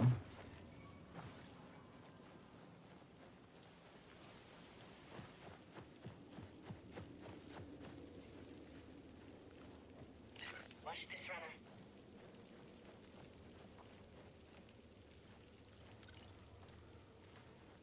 Yeah, bro. Go drive it on the fucking freeway. Down the opposite way of traffic.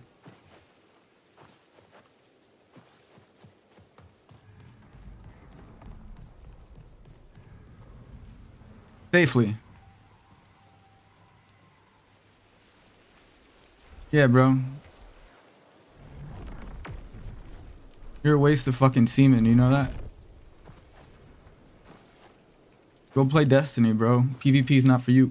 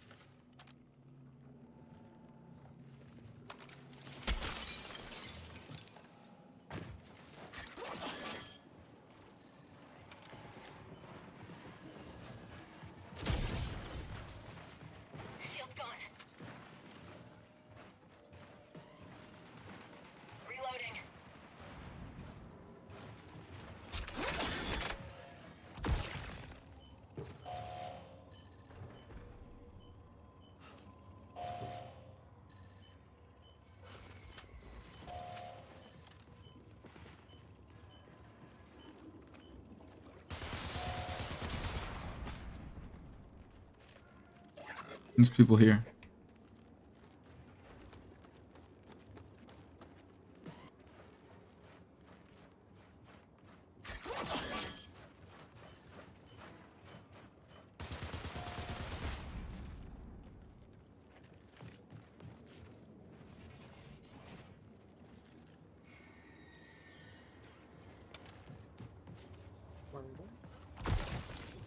Where are they? I want to say like southeast.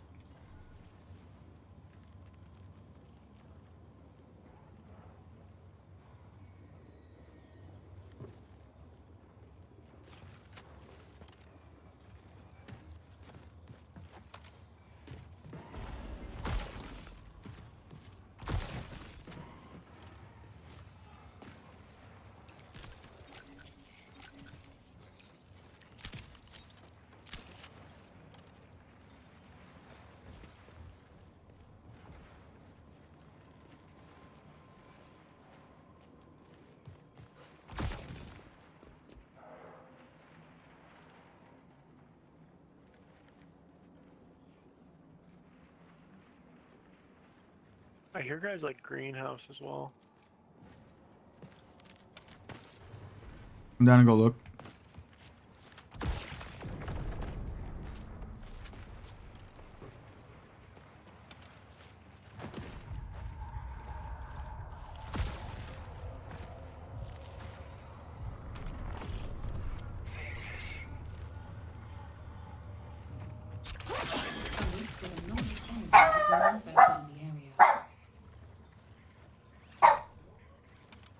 Shit, there's birds.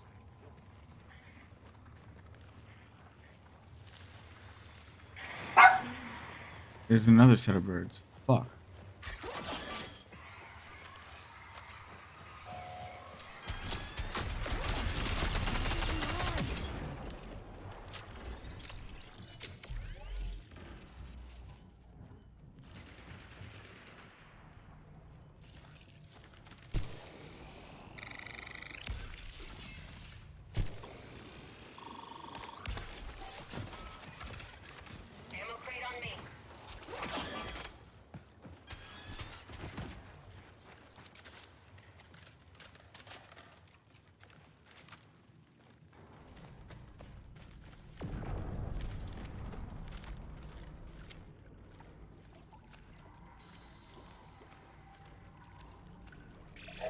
Recall window will remain stable for 20 minutes.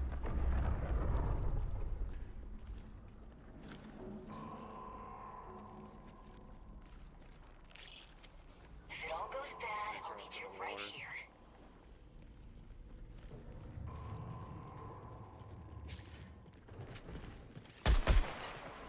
Trouble spotted.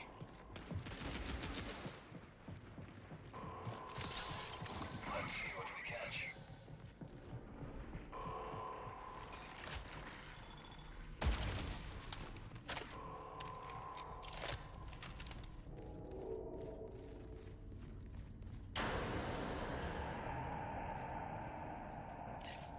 Danger! Danger!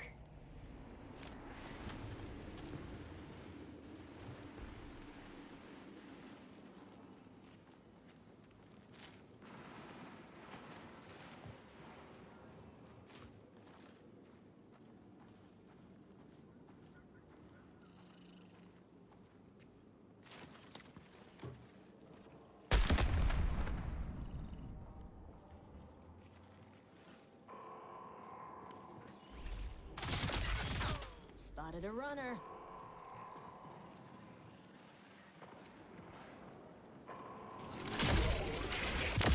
See ya.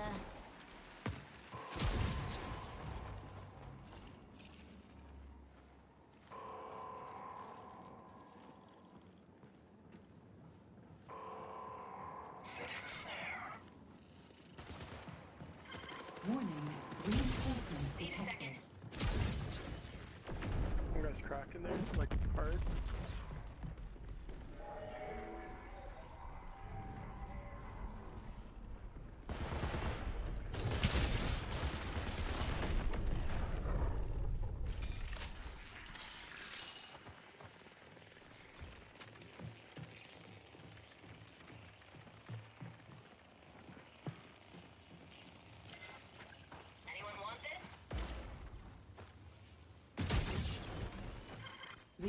Luminous Rift has coalesced into a physical sample.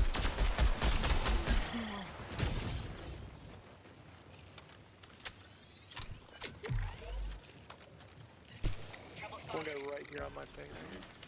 He sees me through the door, I see him. Grab this.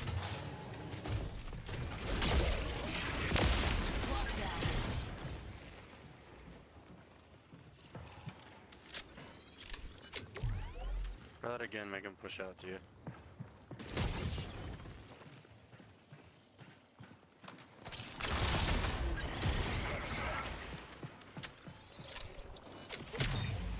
Broken.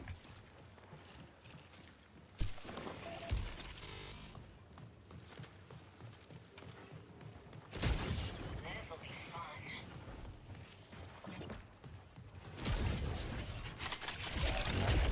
On the move.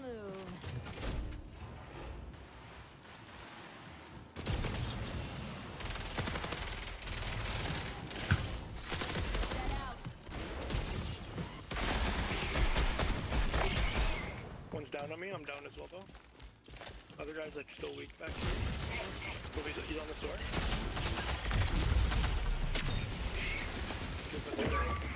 Shots, bro.